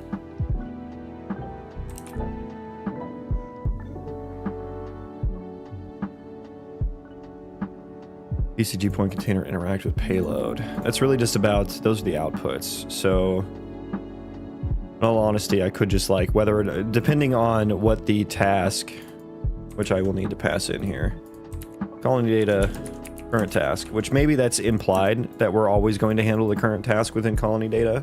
That's why we're passing colony data. But just in case it's not, I'm picturing a scenario where, you know, for some of these things that I was doing in the past, like getting the desired PCG points, I think I want to maintain those somehow in the colonist's memory. Both in the figurative and literal sense of the term memory. Like I need to maintain that somewhere. I don't know if the colony entity data is the right place. I think on the task makes more sense. Now, does that mean the state tree task, or does that mean the colonist task? Because there's two different tasks here.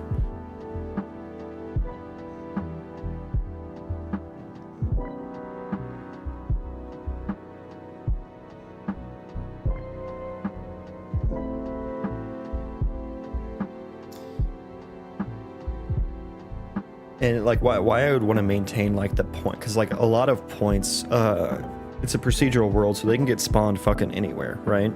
Not literally anywhere, but anything can happen to these points. And like I've already had some situations where I've accidentally spawned them like underground, and the colonists can't really get to them.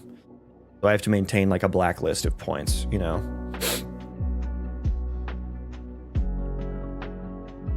And so maintaining this list of like points that we've gotten, you know, checking them for validity, and then like, you know, oh, is this still, you know, maybe they move to the point, and by the time they get there, it's not valid anymore. You know, it's been someone else picked the mushroom or whatever it is.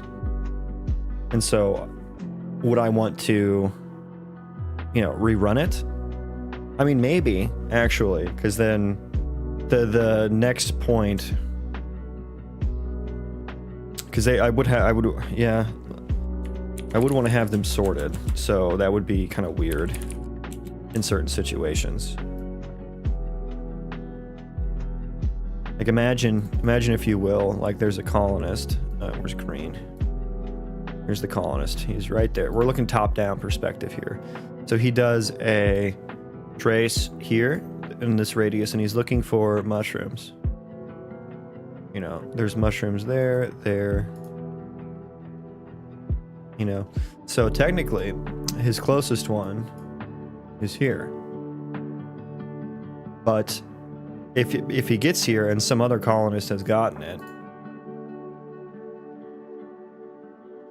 and I maintain this list, the next one in the list would actually be that one, because that was the next closest. But it's not the closest one from here. It would actually be up there. So maybe I should just rerun it. Maybe there's one right there, you know. Maybe there's one right there that didn't get traced the first time. So actually I think I would want to, maybe I would want to redo it. Rerun the query. Now that takes more processing power, but this is all happening on the background thread, so it just kind of happens as it may.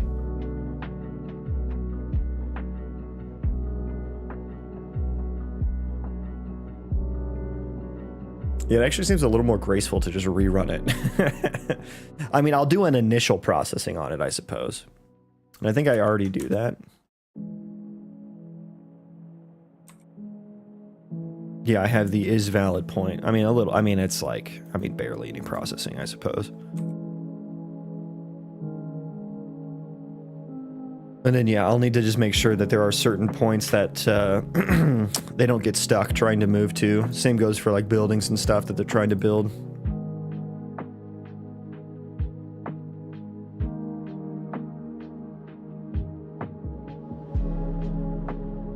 Yeah, so maybe we don't do the colonist task data.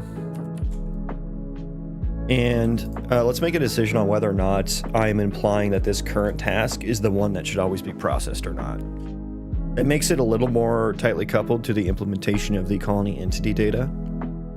But, I mean, all it is an extra parameter, so why not, right? Why not? Task to handle, that needs to be a ref so we can update it. This is going to be void. And then I think what the then signature would be is we handle task. Pass an entity, task to handle, no instance data.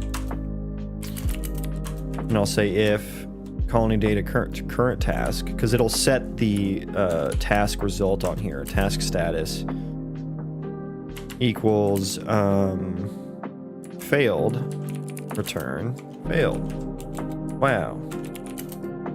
Else if, I mean, let's just switch case on this. Why not, right? Switch on colony data. Current task dot task. I don't know why my autocompletes aren't working very well today. It's kind of annoying.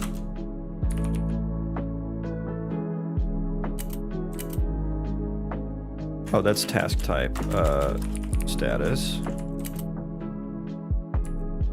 Failed Return. There we go.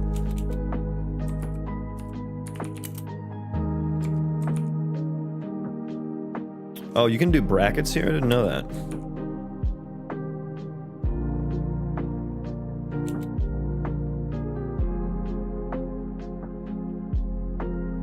And I don't need that here anymore.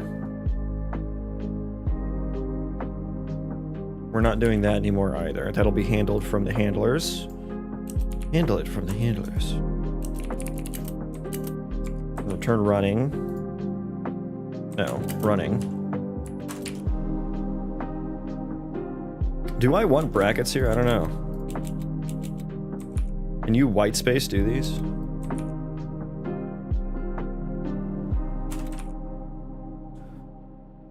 Because I would want to, I think I would want to do some, do I need to change the instance data? I don't think, because that'll get to, if this succeeds or fails, we move on, right? If it succeeds or fails, we move on.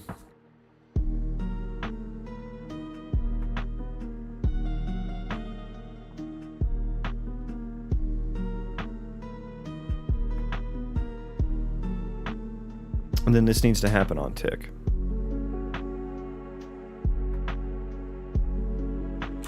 Are we doing this? Is this the architecture we want to go with? I think so. I think it's fine actually. We do handler get handle task, and so it'll be on the colony entity data that we have the task handlers, and so that'll just be a list that needs to be built out. And I'm thinking about debugging this. Like, what if I were to debug this? Where would the boo-boos show up at? I guess they would show up in the individual handler, right? Or rather, if I see a task that doesn't work properly, I would need to figure out. I don't have the editor open. So I guess I want to override, I want to update the visual logger entry to show what classes the task handlers are, and I think that'll help me debug. At first, they're probably all going to be the same. I'm probably only going to have one for each task. But in the future, I might have different ones, right, that can pop in and out. This will actually be really good for modding, too. As modders can just create their own handlers.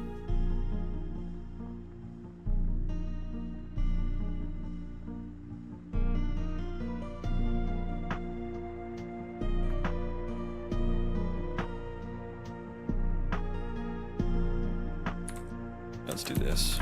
Let's do this. Task handlers.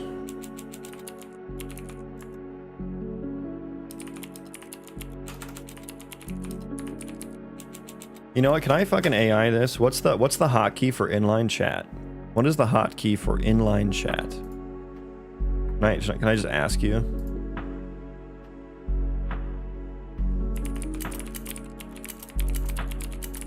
This is some good boilerplate. You can write. Why no Vim, dude? Whoever uses Vim to write Unreal Engine is cursed. Alt enter. I want it for Copilot though. Oh, it's there too. Okay. Add a task handlers category that shows task type : task handler class. All right. And we're using 2.5 Pro for this, I guess. Come on, boilerplate. Okay, this is slower than I would like. I feel like it should already be done by now. There we go. What the fuck? That is worse than whatever I got. Can I add it? How do I just add it? Oh, it doesn't add it automatically for you? Wow, that's kind of fucking bad, isn't it? Okay. Oh, and it showed. Wait, hang on. It showed up there too. That's nice. So you can highlight some. Okay, you can highlight it. Yeah, cool. Okay. Yeah, that inline one kind of fucking sucked.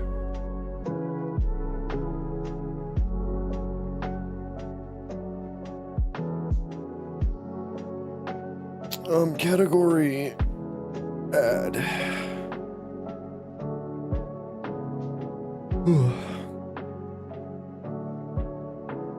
Get name safe. Pair value, get class. If pair value, yeah.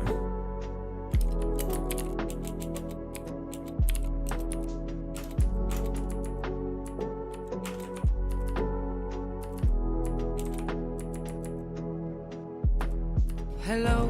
Hello. Who is that? Boom. It's John Cena. No, it's John Cena. Welcome in. Why are you running? Bag up, baby. Why are you running? Bag up, Terry. Put it in reverse, Terry. Oh, Lord. Oh, Lord. Lord, Jesus. Oh, Lord. Ladies and gentlemen, we got him. What the dog doing? What the dog doing? Welcome in, Boom. Thank you for the raid.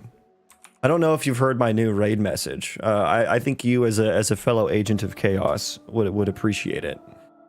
But welcome in. How was your stream? How are the Unreal Engine noodles treating you today? Oh, I missed it. Is it some kind of plugin? Wait, what? Wait, what? The raid message? No, it's just like a bunch of random memes I play. Welcome in, everyone. We're doing some Unreal Engine game development. I'm working on an RPG Colony Sim Roguelite with procedural destructible terrain and AI-generated quests. And today I'm working on building out some kind of like base architecture for colony tasks. And, you know, I've kind of in the past had my colonists, they can kind of like run around and chop trees and construct buildings. But then I like wrote my whole ECS system because I want to run the whole world. I want to simulate the whole world. Which is a fool's errand, I know, but it's where we're at now. And if you'll give me a few moments, I will show you the procedural terrain, and I'll show you the game. I just need to get this fixed, which we have a circular dependency. I did the spaghetti. Ah, good for you. Is it al dente spaghetti, I hope? Nice al dente. Not well done mush spaghetti. So we have the task handler, which includes the colony entity data. Does it? I forward declared it. What do you mean? What do you mean, brother? The colony entity data includes the task handler, which includes the colony entity data, which it doesn't. Okay, if that's what you're mad at, we can just include colonist task handler. Although I don't think that that's going to import correctly, and we need to do over here, which makes sense. Al dente spaghetti, no bugs? Hell yeah. No bugs in my spaghetti. Undefined type. Yeah, it's undefined. Oh, yeah. So we need to strongly import it here. We do need to do that here. That does need to be the case. But I'm already forward declaring it in the other class. What gives? What gives? Class U colony. Yeah, how else can I do this? How else should I be doing this? Okay, colony entity data includes the colonist task handler. Yes, it does. Colonist task handler includes colony entity data. It doesn't, though. It's forward declaring that. Okay, get rid of it all. I might need to, let's do a clean, actually. I think that might be clean.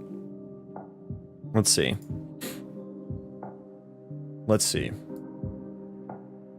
So yeah, the kind of game I'm going for is like I said, RPG Colony Sim Roguelite, but for the RPG side of things, I'm hoping for something similar to... Dude, are you already? I just cleaned you, and you're already upset at me. Okay, well, I was going to go on a whole spiel while this built, but... why are you... I don't understand why you're cyclically dependent. You are an abstract class that does very little. Okay, let's just delete all of the forward declares. So now it's going to get mad at something else. No, wait, what?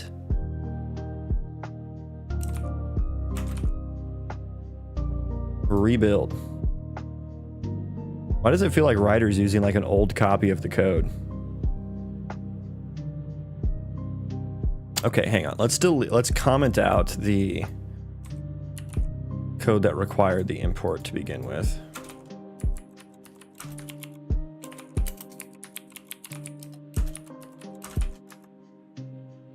I feel like Ryder's just playing pranks on me. Okay, now we're full rebuilding. Okay. So yeah, I want to do a game that has like vanilla WoW RPG aspects, not an MMO by any means, but just like, you know, several classes to pick from that all have distinct abilities. They have, you know, deep talent trees, lots of abilities to pick from.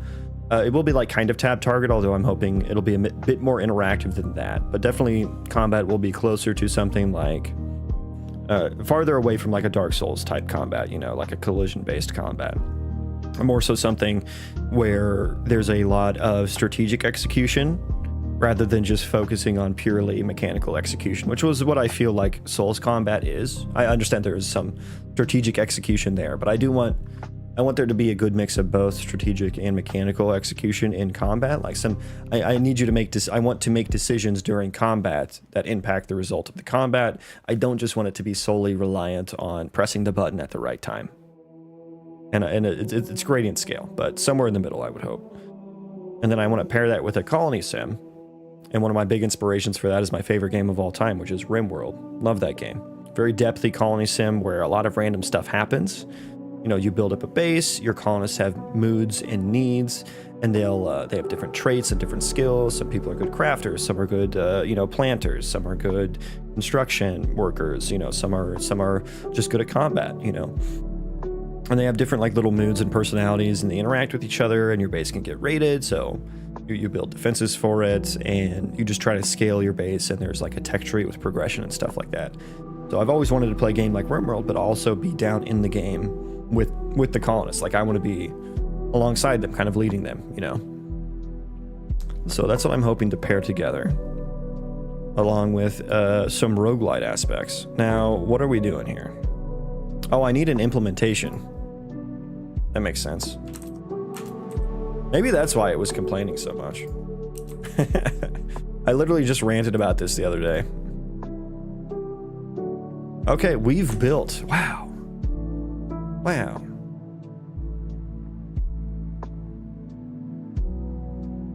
Yeah, I'll show you guys the procedural terrain here, which is probably the thing that I've spent the most time on. So it's like the best looking part of the game, and I just have all placeholder assets for now. We'll see if we can get a cool seed going here. Should I pick one? Should I pick one that's automatically cool? I don't know. Or we'll just search for a random one.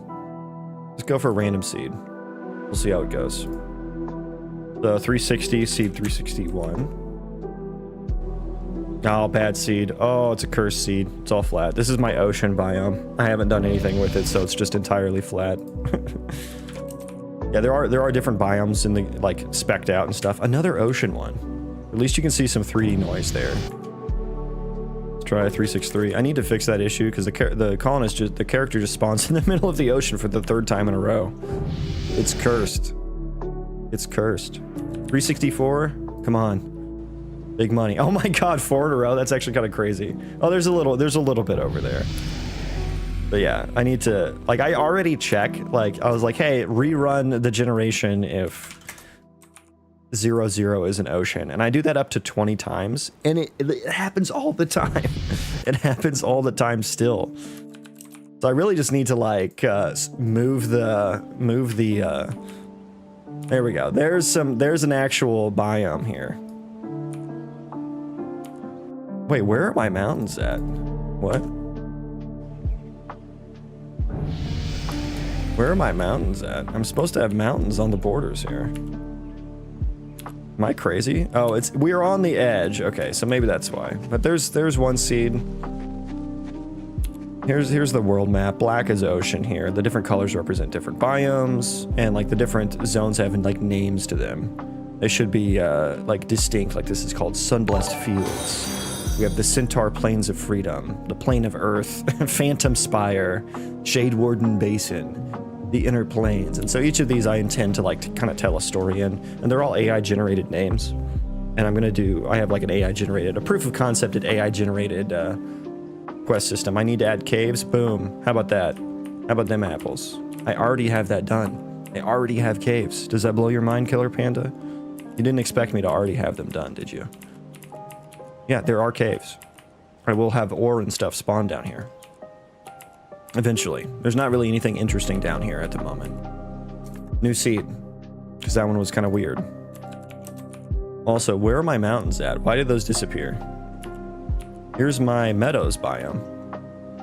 One of two biomes. Okay, I do have the mountains still. Okay, I don't know what was going on with that other seed. This is kind of a boring seed.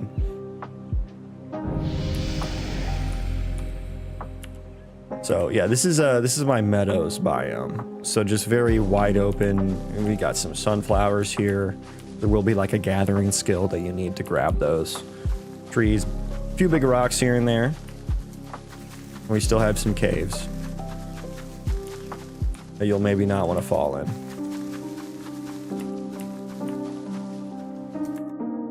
I want to find a good one for you guys because there's some really cool looking ones. These are all kind of boring. Oh my goodness, another ocean seed. Bad seed. Bad seed. 369. Nice. Another ocean seed, dude. What are the chances? What are the chances? I mean, there's a little bit of noise there. 370. Fun boy, hello, welcome in.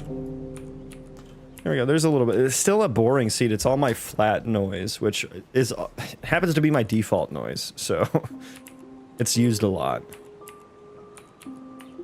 Definitely some more work to do therein.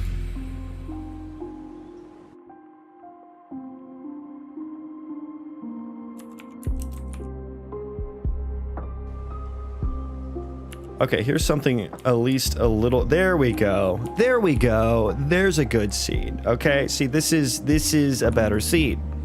I've got 3 different sets of noise all next to each other. Now, this is what I hope to achieve on a more consistent scale. I have sets of parameterized noise that get generated for each biome, like that I showed on the map there. And so this was like my really high altitude noise.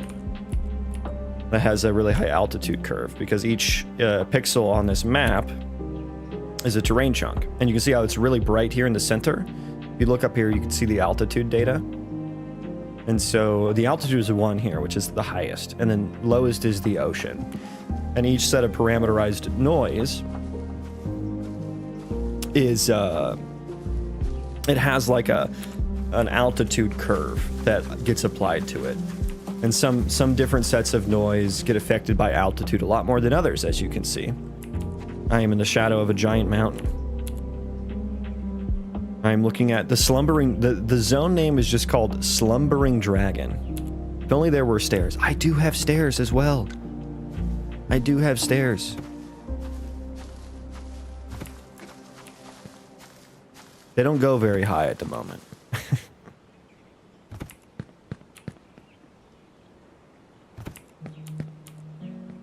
I have dynamic tree chopping as well. So these are static meshes that get deformed at runtime depending on where the axe hits them. And then they will, if my shitty axe swing animation actually connects with them, they will fall over. And then I get some wood in my inventory. Yeah. No one reads stream names. Stream titles. So we have that. So there'll be some survival light-ish mechanics.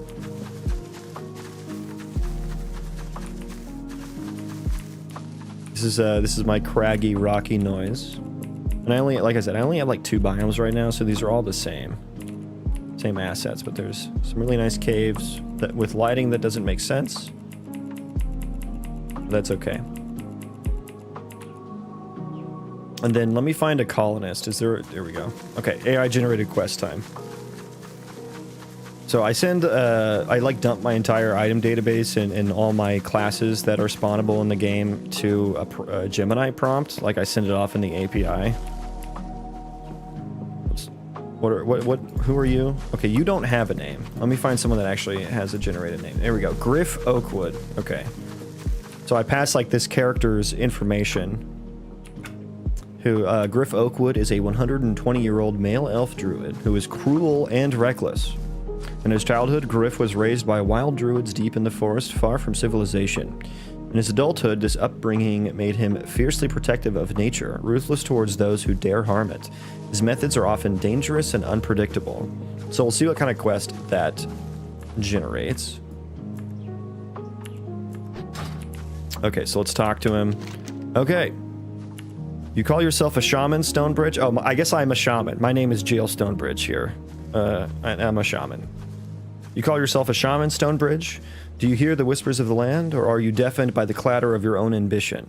There's a sickness, a wound festering in the heart of the whispering woods, and it's spreading. The old growth, the ancient sycamores, their weeping sap that tastes of ash and sorrow. The sprites that dance in their branches are fading, their laughter muted.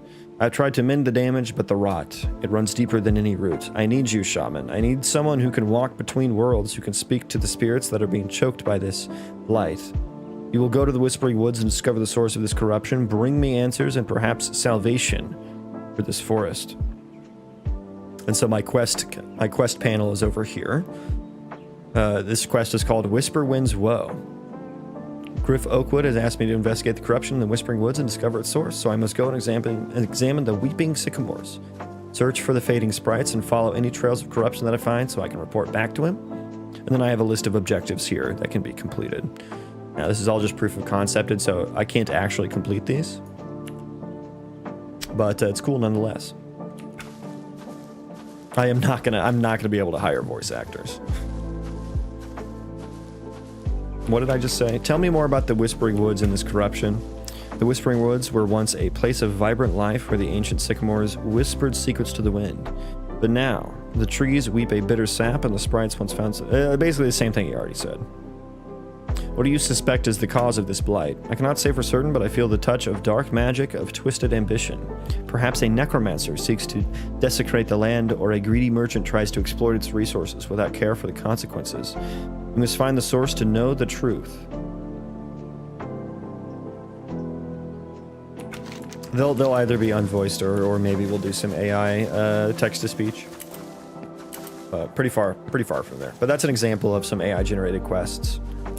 And then, like I said, the zones are kind of AI-generated names. I'm in Xanadu Gardens. Deeproot Forest is over here. The Haunted Lighthouse. You know, these don't really make sense because they're just kind of purely random. Eventually, I'll pass in all of the stuff that's like kind of spawned in here. I'm going to do like procedural points of interest as well. No points of interest yet, but I'll pass in like information about the zone. Like, this is a forest zone with really craggy rock terrain, noise, and you know, it's got some caves, and I'll give it information about what monsters can be found there, you know, what points of interest are there, and so then the quests will be grounded in the game a lot more, right? Still a lot of work to do there, but we're working on colony tasks today. That was a cute little cave right here. Look at that cave.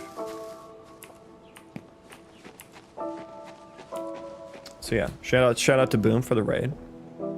Hope you all enjoyed her stream. She did say the noodles were good to her, so maybe some of that will rub off on me. Although I'm not doing too much. I don't know how much noodling I'll be doing today. We're doing some C++. Apparently I don't need to import anything here, which is nice. So I'm just gonna ignore those, because we built anyway. And I built out this little colonist task handler. So maybe this will have some noodle stuff. Strong prints, yeah. Patent pending. So yeah, I want to like convert all this into like the new way of doing things. And then on tick, I think we handle this on tick actually. So let me make a function for it. Let's just call it like process task or something. And I guess it'll have an e-state tree run status return. Let's call it just process task. Give it the context, of course. Where's my cursor at? Come back to me. Will need to be const.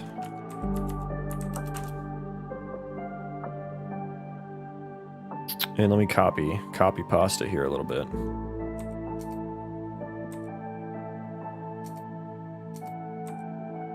I think we copy everything, and then I just do return process task context, state tree context, and then this all goes here. I would want all of this to happen on tick as well. So on tick, we're just going to return process task. Yes, perfect.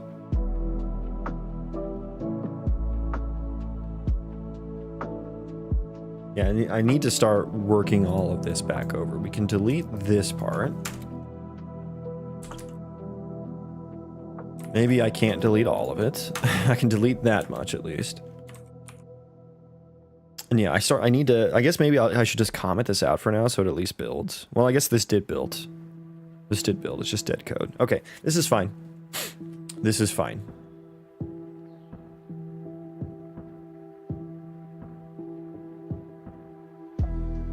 This is fine.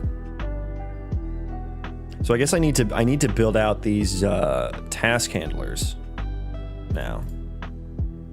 So should I make a folder for these? I kind of think I should make a folder for these.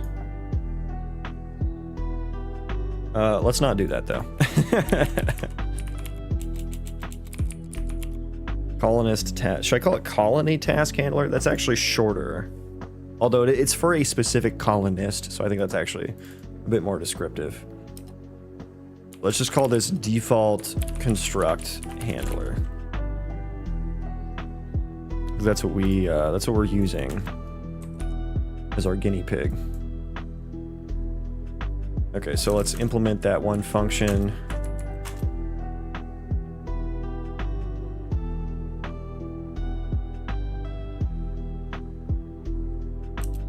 Yeah, so we do override the implementation version.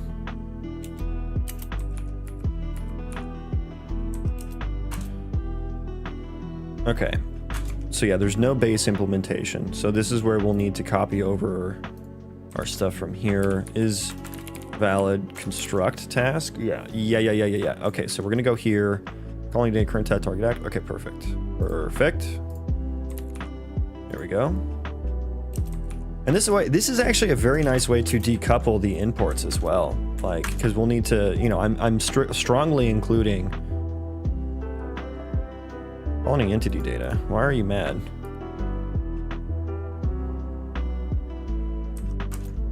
I think I just need to, I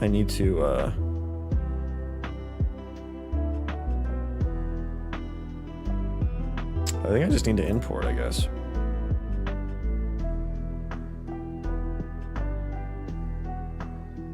Colony entity data.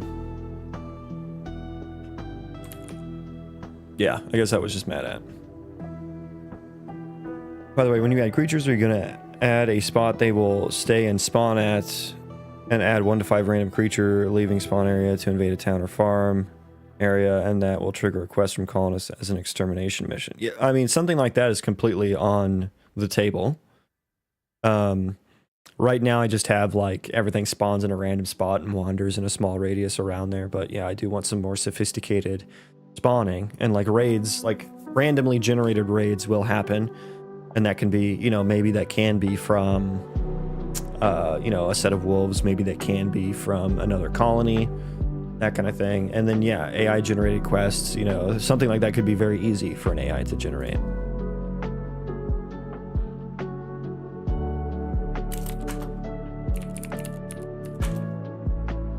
Okay, but if we have no building, the task to handle,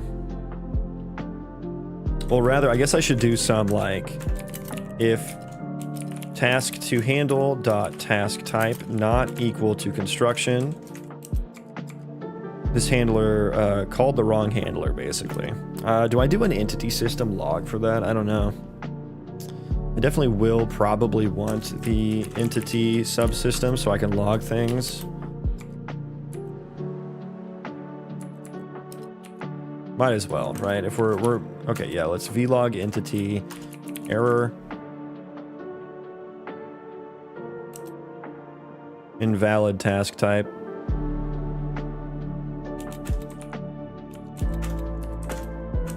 Import that.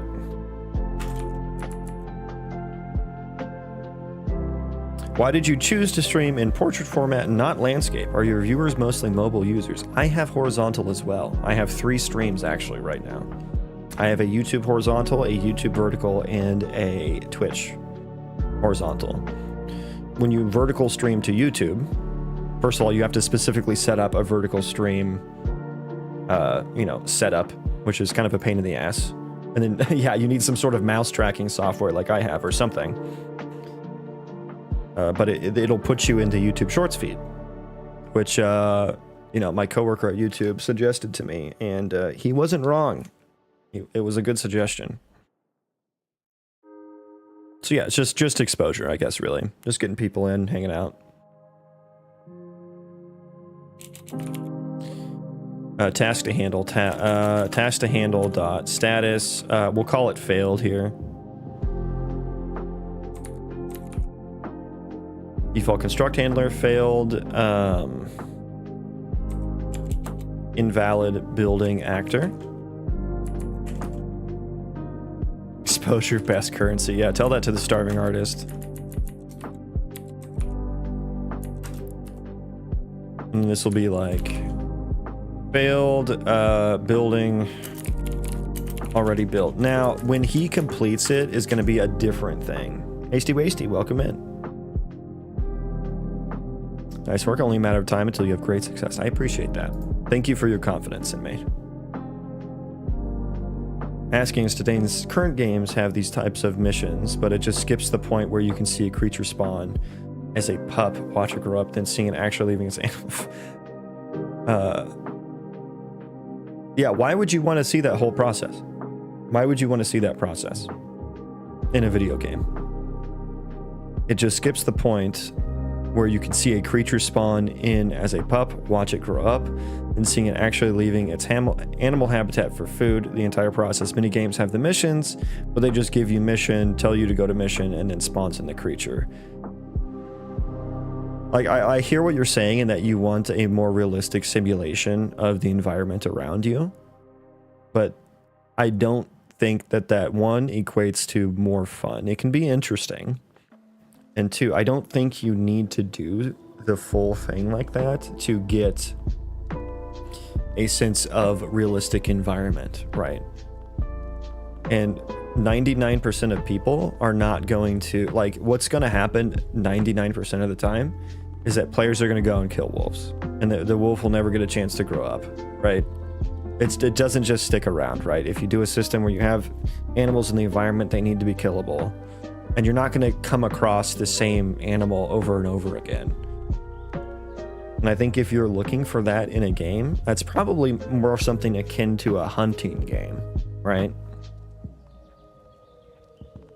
I want to see and know when it leaves the habitat and stop it then, which can stop the mission, but you get the pelts, I think you mean, and perhaps bonus reward for hindering an upcoming event. But like in an open world RPG game, how would you see that? Like, you just don't, like, maybe in a top-down perspective game, for omniscient perspective game, that could be something. But like in an RPG game, I don't think you can pull that off in a, like, that experience you're looking for. I don't think is a consistent experience that you can pull off very easily without that being the main point of the game. Which is why I said like a hunting game or something.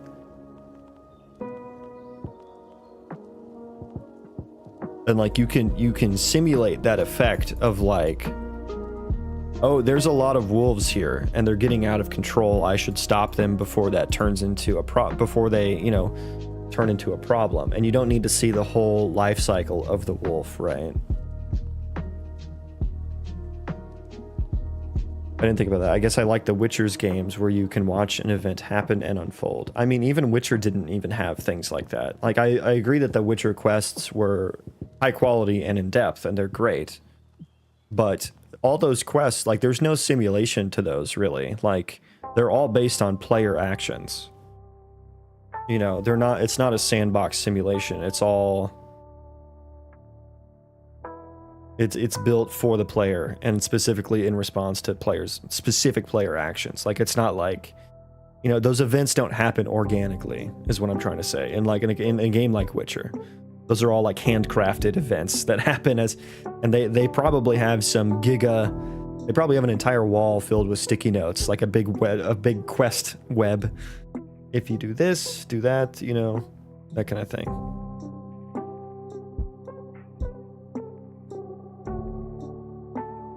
The persistent save text file would be chunk if we're talking development involvement.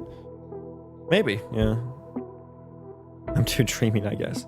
I just don't think you need to do what you're saying to get what you want. I think you can do something easier. Animal life cycle sim, you end up with more jank closer to Ark or Conan. Does Ark and Conan do that?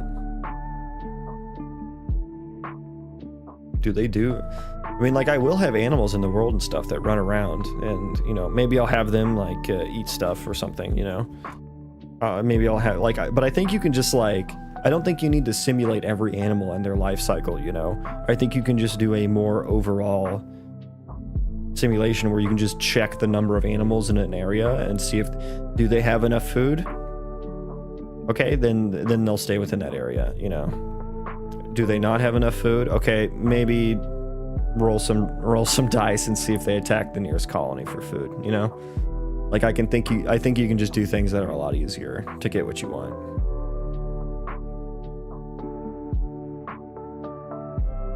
But yeah, so I need to figure out how I want success to be defined here. Like, when does success happen for this task?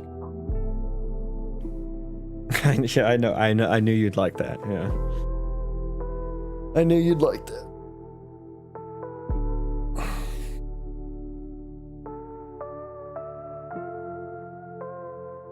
Because I don't know if this building is built. I don't know who built it, if this colonist built it or not.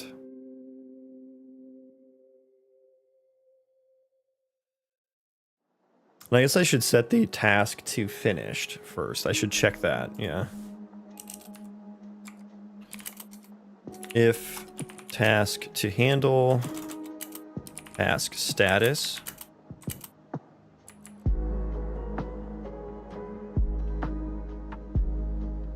Procedural generated towns? Yeah, I hope so. I hope so. If it's equal to finished. If it's equal to finished, that's when I think we can return. It won't be an error. Task finished.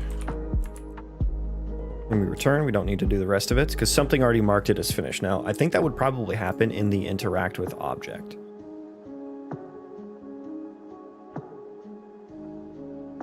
And then I should have, do I have the, I don't have the colonist task here, so I actually don't really know. Okay, so I need to figure that out then.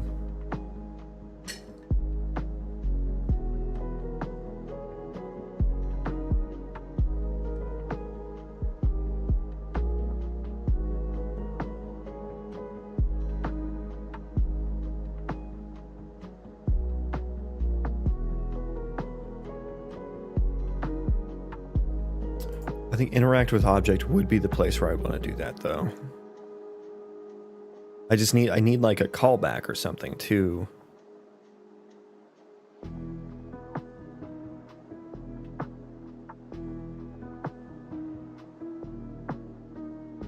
I need something to interact with that. I don't know if I just want to add, like, I could just add the colonist task to the interact with object.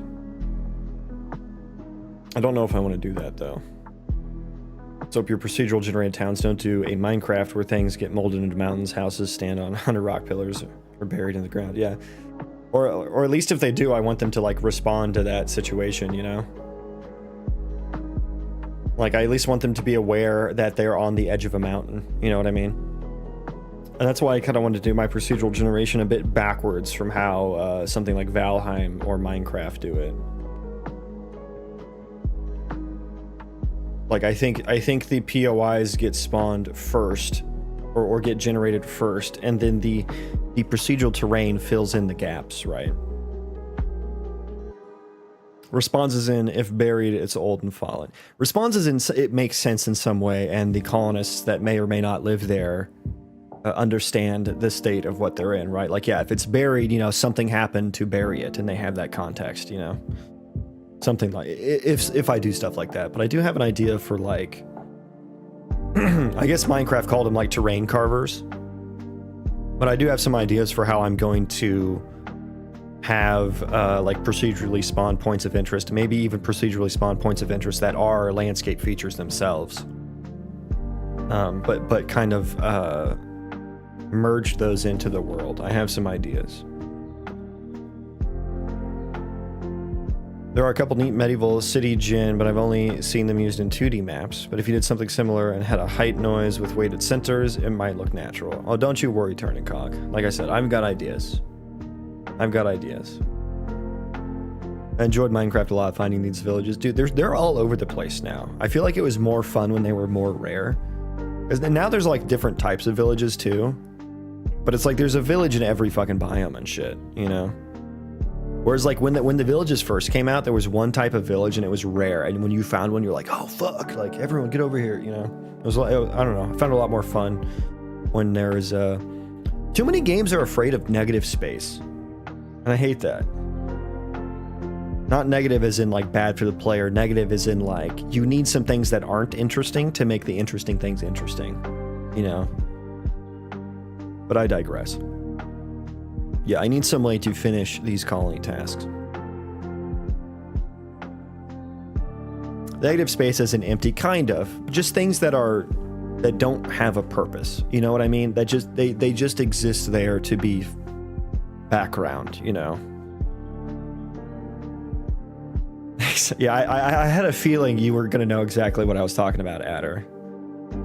I like to call them traversal spaces. Yeah, that's one purpose for them. But it's really just something that like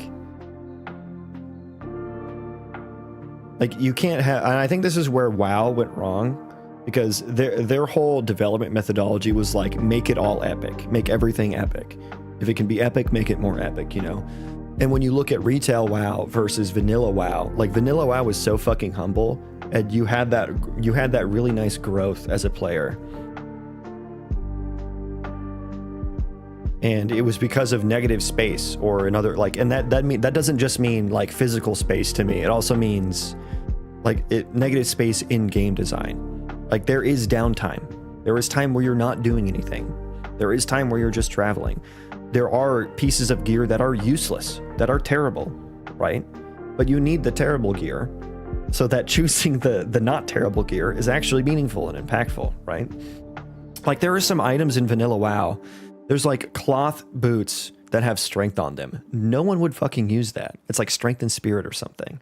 No one would use those, but it's a quest reward from like Dustwallow Marsh or something. And you get it from an ogre, and it's like, you know, Mosh Ogg's, you know, dirty fucking boots or something, you know? They just exist there to make the other shit good, you know? And you need that. If everything's epic and awesome and looks sick, whenever you get something that's epic, awesome, and fucking sick, it's just normal now. You know, it's the kind of like TikTok brain rot amusement park game.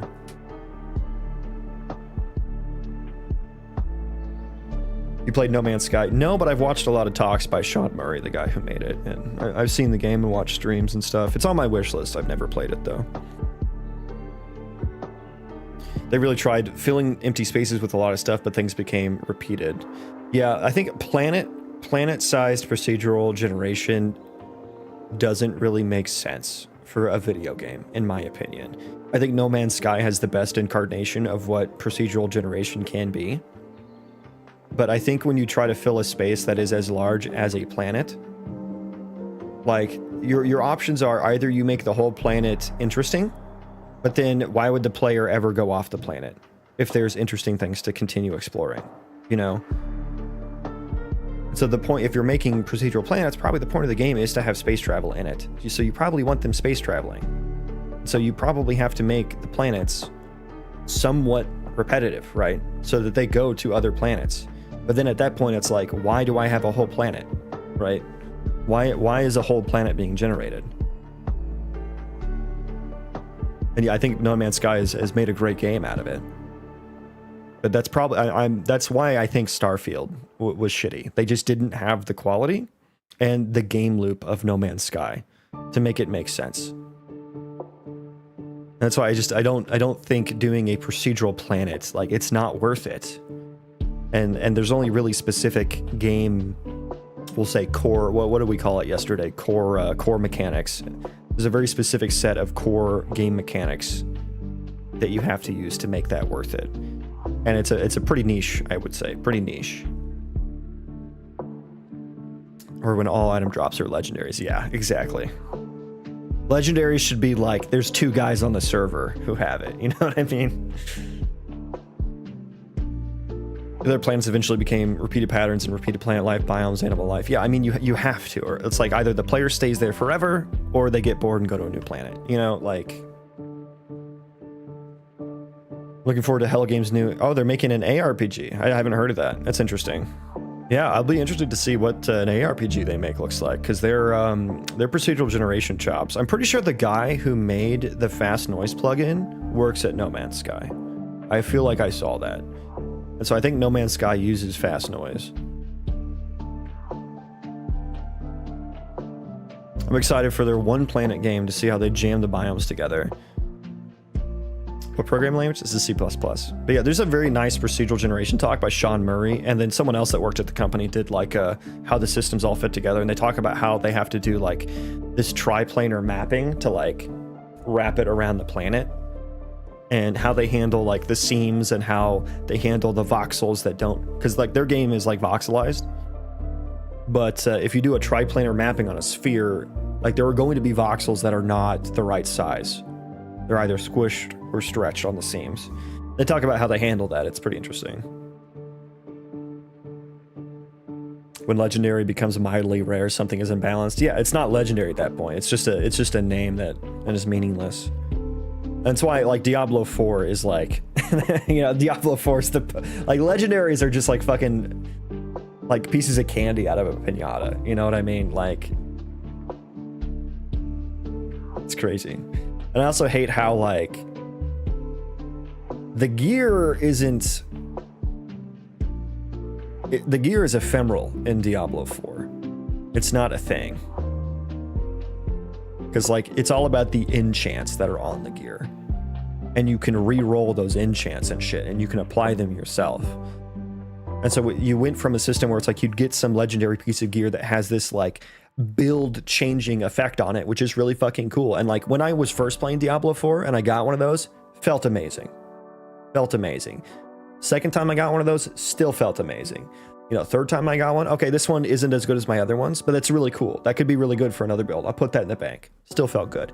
In game, every single piece of gear you have is a legendary item. You only use the gear that has the enchants for your build.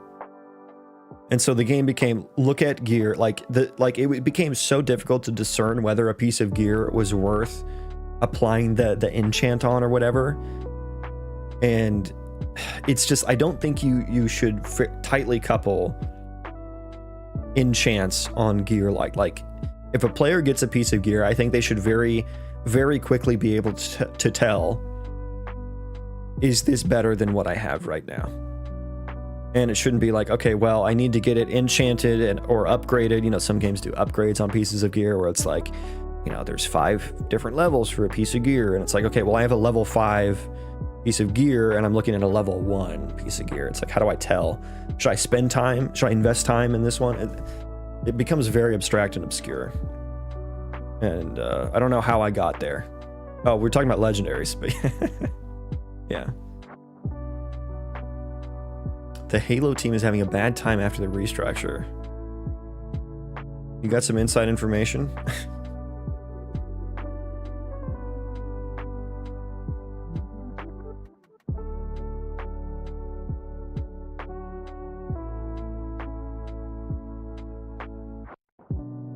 As long as the pistol is strong and the jump is good, I think players will have a good time wherever they take Halo. I think there's too many. There's too many Halos, actually.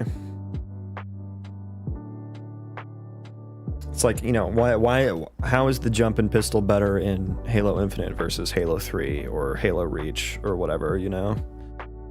Kind of difficult to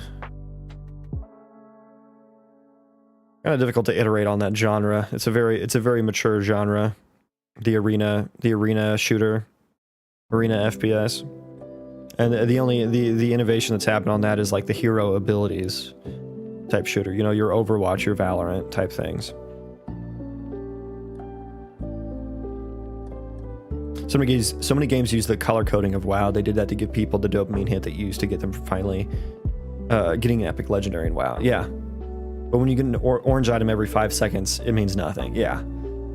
Yeah. And then there's just all the chaff, that all the blues and yellows or whatever, or the blues and purples, and it's just like, it's blue, I'm not even gonna pick it up. You know what I mean? It's like when it gets to that point, it's just like, what are we doing here? What's the point? You know, there's so much extra shit. There's so much, like, you can make a game that is a filet mignon, and I see something like Valheim as a filet mignon of games. There's no fat on that game. Everything in that game has a purpose, and it all fits together very nice and tight. And you have this really tender experience that's very flavorful, melts in your mouth. Now you can have a game that's a ribeye, a nice well-marbled ribeye, where there's little bits of fat that don't really have, you know, that doesn't have a point in the game, but it adds flavor, right? That's a vibe you can go for. No one wants a steak that is just fucking strips of fat all over it, you know? No one eats the strip of fat on a New York strip, right? And that all that shit that drops that you never actually pick up, that is meaningless to you, that is the fat that no one wants, right? And you should avoid that.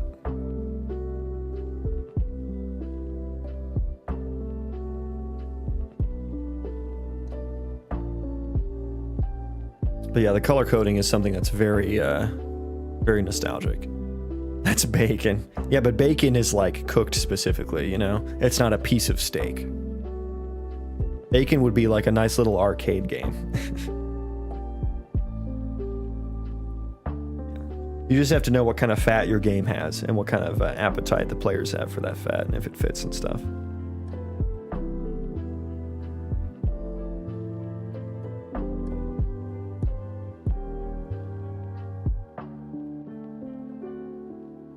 I'm sure I can come up with an analogy for every piece of steak. I'm sure I could. I don't know if it's worth it though. Okay, I want to figure out how to get this colonist task actually completed here. The easy part would be to just pass it in, you know, to just pass it in. Although maybe I could like, maybe do it. Should I just have a specific task for that to make it to keep it modular? And so if this succeeds, go to a task that just completes the colonist task. I don't know, that seems like heavy-handed from a state tree processing perspective, because the processor would need to trigger that transition and stuff.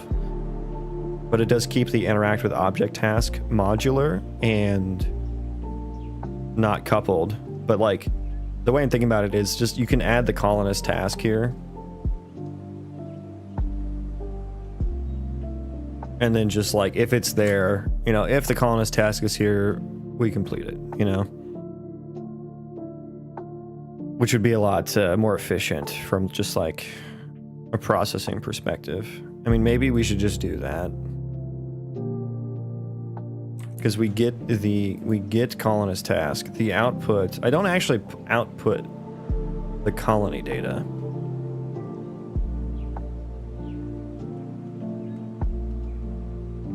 There you go, Japanese love the MTX fat, just like they like their marbled Wagyu, yeah.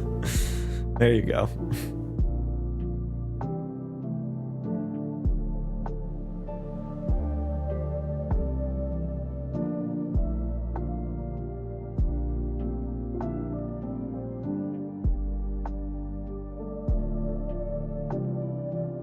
Yeah, I think let's just pass in the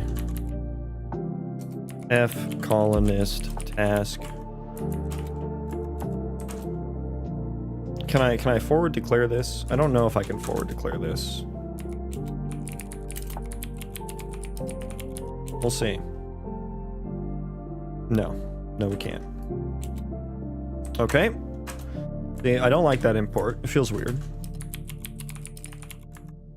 Feels weird.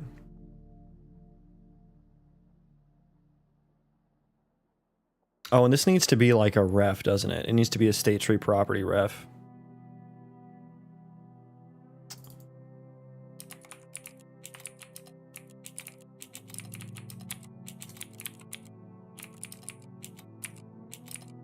Property ref. Okay.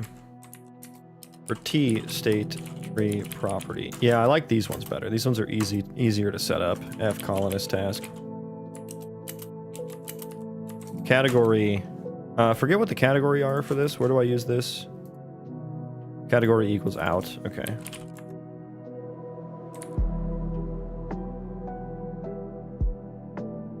What are you building? A video game. RPG Colony Sim Roguelite game. So instance data colonist task, get mutable pointer.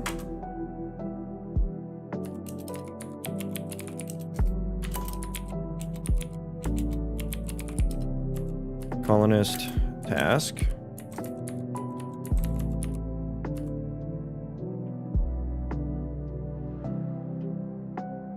What do we need to pass in here? Oh, just the. Why did I think colonist task was the answer? Context. Oh, I can't do that. I can't store context across threads. Okay, or across. Yeah, we got to do something like this.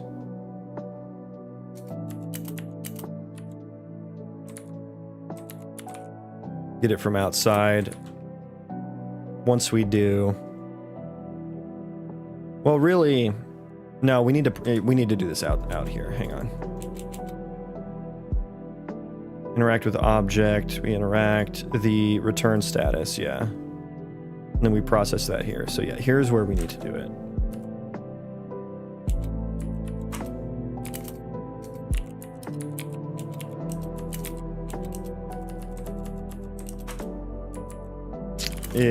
And I think we can get rid of these. I don't think we need those anymore. If colonist task, this is return status running, so actually not here.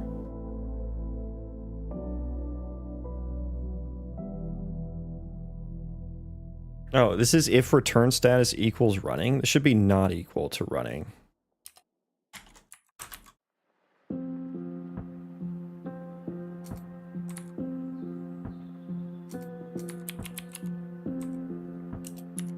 Task status equals,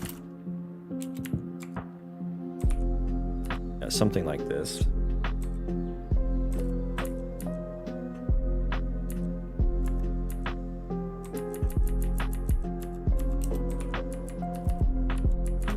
It is C++, yes. Gotta go grind some rails on the mountain. Oh, hell yeah. Are you going snowboarding? Sounds fun.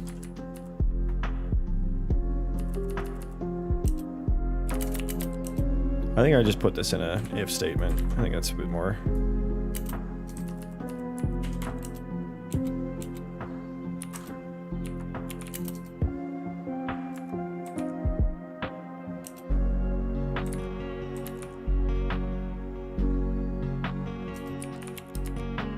Task failed. Okay. And so maybe we just let the colonist task handle that. Handle the return.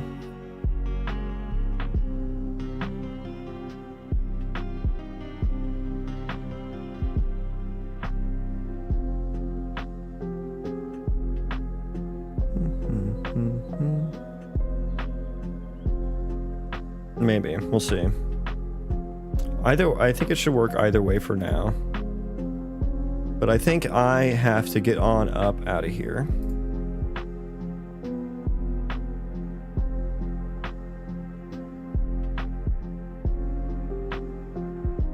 No brain rot stream. C++ game dev. All right, I'm gonna send you guys over to Zed Shaw. I've seen him before. He seems like a nice guy. Seems like he knows what he's fucking doing here. Oh my god, the editor colors are such high contrast. Okay. Yeah, I gotta get going today. But thanks everyone for hanging out. Good to see you all. I hope to see you all again sometime soon. Map a lot easier to work with.